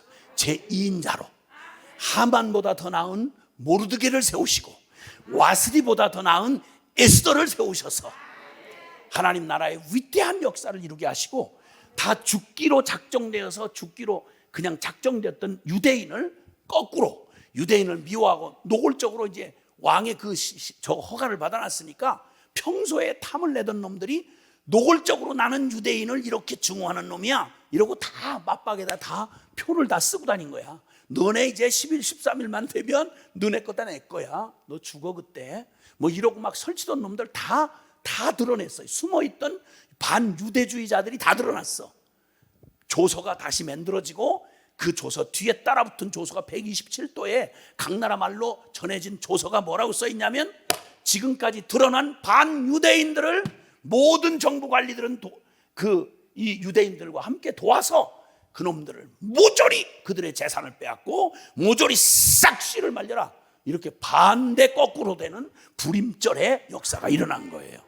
할렐루야. 이 통쾌한 승리를 하게 하는데, 겉으로 보면 그냥 정권 내 권력 싸움처럼 보이지만요, 어떻게 보면 이게 굉장히 영적으로 중요한 게, 지금 이 사람들은 비주류야. 그러니까 믿음이 좋아서 멋지게 포로 귀환을 했으면 멋있는 사람들이죠. 그래서 역사는 지금 예루살렘 중심으로 펼쳐지고 있는데, 여기 변두리에 거기 축에도 못 끼던 사람들 안에 거기 남겨진 그 많은 유대인들, 유대인의 정체감도 잃고 하나님의 백성의 냄새도 안 나던 부끄러운 사람들, 그럼 이들을 잊었는가?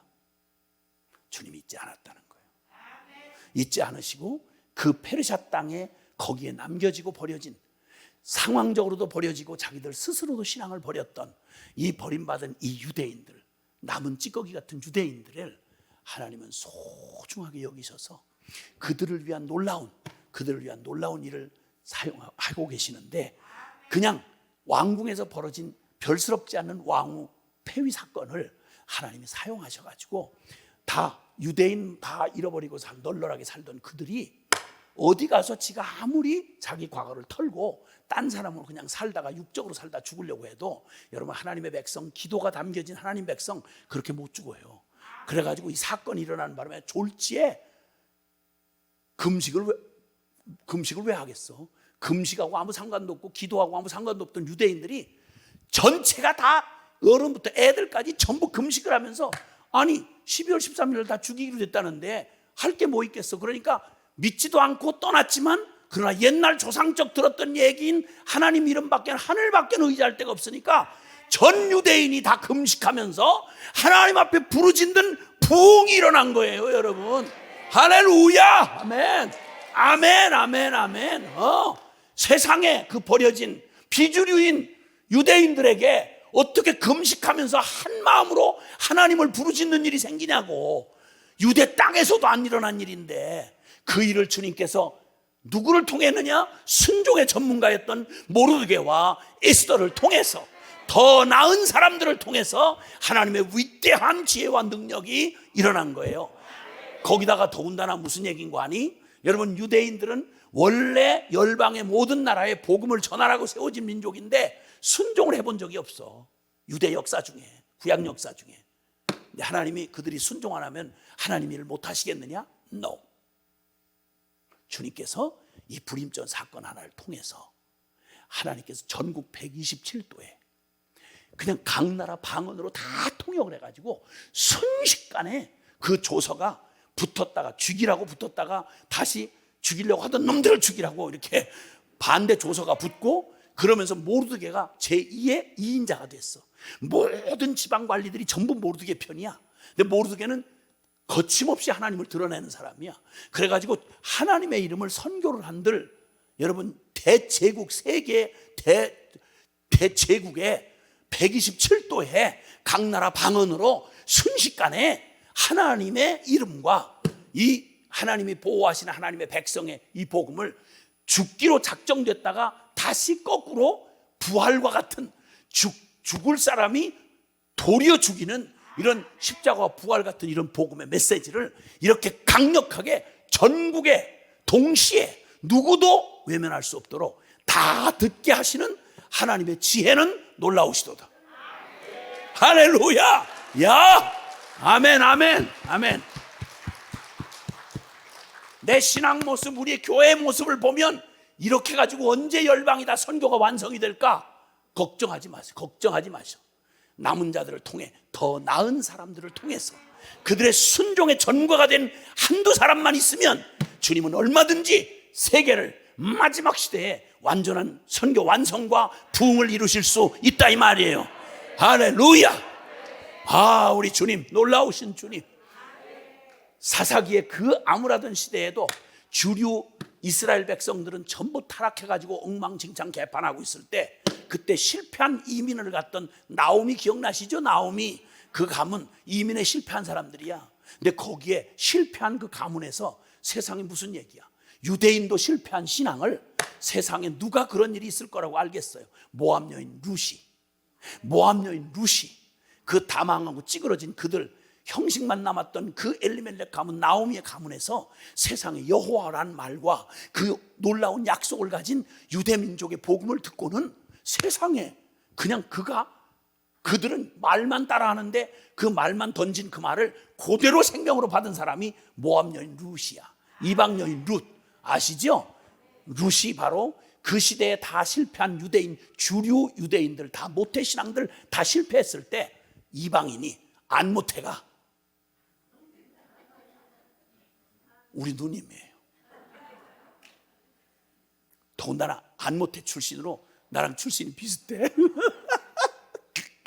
그래가지고 야, 그 믿음의 고백, 어머니 하나님이 나의 하나님이 되시니.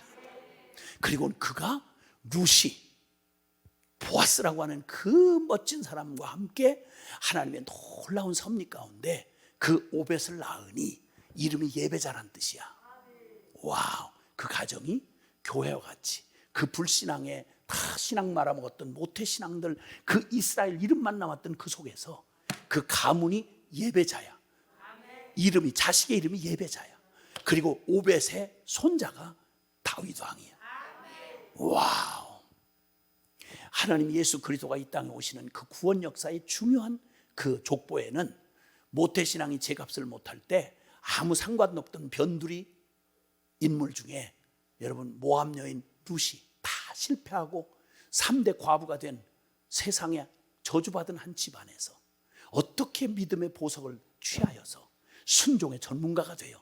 그리고 그가 예수님 족보에 거기에 끼는 놀라운 영광을 차지하고, 와우. 그리고 여러분 거기에 끼었던 한 여인 있잖아. 여리고성 다 하나님의 심판의 선고를 받아 다 멸절시키기로 해렘으로 결론이 났는데 다 죽기로 작정된 사형 선고받은 그 여리고성에서 그것도 가장 비천한 여자 기생 라합이 오직 믿음 하나를 가져서 이 믿음의 순종의 전문가가 돼요. 이 믿음 가지고 저주받은 저 여리고성에서 유일하게 자기만 아니라 자기 일가족 전부를 구원한, 와, 선교사도 그런 선교사가 어디 있겠어. 그리고는 예수님 족보에 찬란한 그 족보에 거기에 끼어드는 놀라운 영광을 누리게 됐다 이 말. 더 나은 사람에게 주소서. 이 마지막 때, 이 혼란한 때, 이 유혹과 핍박의 거센 바람이 불어치는 마지막 때가 되면 될수록 교회는 바로 어떤 사람이 필요한 거 아니? 순종의 전문가가 필요하다 이 말이야. 할렐루야. 대강 모양만 흉내내고 간신히 그냥 애들 젖병 물려주듯이 주일날 설교나 한 번씩 듣고 그 설교 하나 근거니 성경 한 번 제대로 읽어본 적이 없고 기도 한 번 제대로 해본 적이 없고 그냥 날마다 먹여주는데 그냥 어때 아이들 보육 유아 타가소에서 그냥 애들 젖주듯이 평생을 그저 얻어먹는 일만 하다가 스스로 걸을 수도 없는 이런 중증의 신앙의 병이 든 사람들로는 이 마지막 세대를 절대 감당해낼 수가 없어요. 그냥 흉내내는 조직이나 그냥 훈련이나 사람 외형 모양만 가진 종교인으로는 불가능해요. 이젠 드디어 마지막 때예요. 순종의 전문가만이 이 말세의 고난과 유혹의 이 시대를 뚫어내고 하나님의 나라의 위대한 역사의 주역이 될 수 있다 이 말이야. 할렐루야. 우리에게 다른 전문성이 필요한 게 아니라 똑똑한 유식하고 잘 배우고 능력 있고 잘나고 이런 사람이 필요한 게 아니라 그런 따위로는 절대 이길 수가 없어요. 마지막을 뚫어내는 진정한 능력은 살아계신 하나님의 말씀을 어떤 경우에도 믿고 순종하는 사람. 순종은 저절로가 아니라 예수님처럼 고난을 받으심으로 순종함을 배웠던 예수님처럼 내 본성을 거스리는 이 모든 진리를 세상과 함께 더불어서 이제는 이전에 세상에 붙어서 얻어먹던 이런 삶을 비참한 삶 십자가에 내 던져버리고 그리고 이제는 오직 살아계신 하나님의 말씀 먹고 사는 그리고 그 순종하는 길이 유일한 생명의 길인 줄 알아서 잘났든 못났든 아는 만큼만 이 순종하는 일에 걸림이 되는 건 그 무엇이라도 제껴버리고 순종만을 해내는 이런 순종의 전문가가 필요한 것입니다. 아멘. 지금도 이 시대에도 그런 일이 가능할까요? 예. 페르시아 그 땅에서도 가능했어요. 모압 땅에서도 룻이 나왔어요. 여리고에도 라합이 있었어요. 아방 때 엘리야가 탄식했던 그때에도 바알에게 무릎 꿇지 아니한 7천인 순종의 전문가가 7천인 남아 있었다고요. 그럼 이 시대에도 순종의 전문가 남아 있겠습니까? 그러면 당연히 그 중에 여러분 중에 누구도 비켜가시지 마시고 주인공이 되시길 바랍니다. 할렐루야. 저는 주님 앞에 사명자로 부름받아서 40여 년 동안 주님 앞에 부름받아 따라오는 동안 하나님의 놀라운 축복과 은혜를 말할 것도 없지만 제일 큰 축복을 얘기하라고 그러면 저는 이 순종의 전문가들을 만난 겁니다. 2002년도에 꼭 20년 전에 주님께서 복음학교라는 하고 하는 총체적인 복음 앞에 이런저런 이유로 다른 건 다 하고 다른 재주는 다 부리는데 도대체 순종의 전문가를 찾아볼 수가 없어. 뭐 뻑하니 능력 있고 체험 있고 뭐 신학 있고 뭐 능력 있다 이러는데 건숭하다 보면 뭐에 걸려 넘어졌고 뭐에 걸려서 안 되고 뭐가 어쩌고 이렇게 가지고는 예견했죠. 다시 복음 앞으로 돌아가지 않는 한 우리는 반드시 우리 교회가 기가 막힌 결과를 우리가 보게 될 것이다. 그러니 복음 앞으로 돌아가자. 다시 복음 앞으로 돌아가자. 그 수만 명의 사람들과 5박 6일 동안, 아마 기억이 나는 분들이 혹시 있는지 모르지만 여기서도 그냥 1000여 명 가까운 사람들이 5박 6일을 합숙하면서 저 지하 주차장에다가 이거 깔아놓고 거기서 그냥 식당 거기서 하가면서 그렇게 하고 복음학교를 한 지 20주년이 됐습니다. 그 복음 앞에 서서, 십자가의 복음 앞에 서서 왜 우리가 순종할 수 없는 존재적 죄인이었는지를 처절히 깨닫고, 잘나고 못나고를 떠나서 누구든지 아이든 어른이든 배웠든 못 배웠든 누구나 순종의 전문가는 될 수 있어. 그럼 하나님이 똑똑한 사람을 쓰시느냐? No. 순종의 전문가를 쓴다는 걸 그냥 정말 몸서리치도록 배웠어요. 그리고 누가 이 시대에 그렇게 모르드게처럼 꼴통같이 에스더처럼 누가 그렇게 주님을 순종하며 따를 사람이 있겠는가? 근데 좀 놀랍게도 그 복음학교를 통해서 수많은 젊은이들을 일으키시고 지금 저희는 수백 명의 공동생활을 하고 있습니다. 순회 선교단과 복음기도 동맹이라고 하는 사랑의 증인들이 정말 주님 앞에, 저는 더뎌서 몸뚱이로 몇십 년을 몸으로 치대면서 배웠는 그 결론을 그 사랑하는 우리 동료들이 그냥 믿음으로 받고 지금도 그렇게 순종하며 오직 문자 그대로 이 성경에 나오는 얘기 재설명할 필요 없이 사도행전의 초대교회처럼, 그리고 이렇게 남겨진 사람들 모르드게와 에스더처럼 주님 앞에 능력은 없지만 아무것도 할 수 없지만 그런 한 가지 딱 할 수 있는 게 있어. 순종의 전문가예요. 할렐루야. 그래서 주님이 그 일을 하나님께서 다시 한번 이 위기 앞에 놓여진 지금, 그래서 예수 교회 회복을 위한 복음학교를 이번 2월 1일이 낀 한 주간 1월 말에 같이 또 5박 6일을 같이 하기로 했어요. 여러분 다른 건 다 기억하지 마시고 그냥 순회 선교단하고 저 잘 못하시거들랑 어디 핸드폰에다가도 이렇게 그 검색하는 데다가 그것만 쳐면 그 숫자만 여기 이름만 써놓으면 거기에 들어가면 복음학교 들어간다는 게 있어요. 많은 말을 다 하고 싶어서 5박 6일을 계속 했으면 좋겠지만 기도원 쪽에서 그렇게 마이크를 주지도 않아요. 그 지금 계속 지금 말씀은 못 하시지만 저 강사 잘못 불러왔다 저거. 아우 1시간 딱 1시간 만에 끝나라고 그랬는데 세상에 1시간 45분씩 저렇게 끝까지 저렇게 하는 건 난 진짜 아마 다시는 안 부를 것 같다는 생각이 들어. 괜찮아 상관없고 이제 여러분이 마지막 증인이야. 그래서 우리 얼마 안 남은 날에 우리 한번 보자고요. 순종의 전문가로 역사의 승리자가 돼서 우리 주님 앞에 만나는 주인공들이 되시길 바랍니다. 아멘. 아멘. 오늘 주님께서 이 신년 회복성회를 통해서 우리를 회복하시되 마지막에 주님이 우리를 회복하되 순종의 전문성을 회복하고, 다른 건 다 못해도 아무리 험난하고 에스더보다 더 비참하게 작겠어요? 노예 저 포로의 자식에다가 어릴 때 생고아가 된 채로 이방 땅에 던져진 그 불쌍한 에스더보다 더 불쌍하겠어? 여러분 그 불쌍한 한 아이의 생애를 더 나은 사람으로 세우셔서, 더 나은 순종의 전문가로 세우셔서 하나님 나라의 역사를 이루어가시는 우리 주님은 살아 계십니다. 할렐루야. 할렐루야. 그리고 계속해서 이번 들었던 메시지를 반복해서 좀 들으셨으면 좋겠어요. 그냥 김용희 TV 이렇게 하면 거기 나와요. 유튜브에 나와. 그 요번 집회에 이렇게 얘기한 거 제가 반복하고 막 외우게 하려고 하느라고 시간이 더 많이 걸린 건 여러분 책임도 있다고요. 나만 혼자 길게 한 게 아니라 여러분 졸리지 않게 하려고 그 시간 쓴 게 너무 많고, 그리고 복습하느라고 한 30분씩 쓰고 그런 바람에 책임이 여러분에게도 있다 이거야. 나는 혼자 뒤집어 쓰기가 억울하다 이 말이에요. 주여 어쨌든 우리가 순종의 전문가로 주님 앞에 서는 거예요. 아멘. 아멘. 할 수 있다면 여러분 인생을 걸고 한번 복음 앞에 서보시는 복음학교에도 도전 한번 해보세요. 어차피 한 번 살다가 가는 인생인데 알아도 확실히 알고 가야 될 거 아니겠어요? 틀려도 틀린 걸 알아야 고칠 거 아니겠어? 주님 앞에 목숨 걸고 한번 서보는 이런 기회가 되기를 바라고, 정말 여러분과 제가 예수 교회 회복의 정말 그 주인공이 돼서 여러분 가정이 주님의 생명 있는 참 교회가 되고 저와 여러분의 심령이 심령 성전으로 온전하게 세워지는 이 일만 되어지면 우리 한국교회 살아날 수 있어요. 이 세계를 변화시킬 수 있는 거예요. 하나님이 살아 계십니다. 두 손 좀 높이 듭시다. 살아계신 우리 주님에게 우리 두 손을 높이 듭시다. 우리를 그토록 포기할 수 없는 주님이 저와 여러분은 얼마든지 줄 놓고 도망친 적이 한두 번도 아닐 텐데, 하나님 앞에 한 약속 스스로 지키지 못해서 우리가 배반한 게 한두 번이 아닌데, 사랑하는 우리 주님은 한 번도 저와 여러분을 마음속 한순간도 저와 여러분을 포기해 본 적이 없으십니다.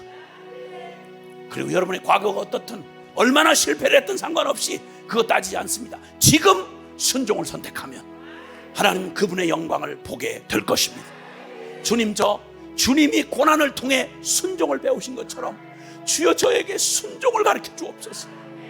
하나님의 진리에 순종하는 순종을 가르쳐 주옵소서. 오 주님, 내 힘으로 살아보던 거 이미 지난 날로 족하니까 이제 때려치고 그리고는 오직 주님에게 순종하여 주님의 진리에 목숨 걸고 주님 따라가 보겠습니다. 이렇게 결단하기를 원하시는 분만 아멘 합시다. 그리고 주님 앞에 우리의 생애를 걸고 우리 순종을 가로막는 모든 것들 예수의 이름으로 파헤치고 그리고 오직 주님 앞에 당당히 순종의 승리의 걸음을 나아가실 분 우리 주여 간절히 부르고 통성으로 기도합니다.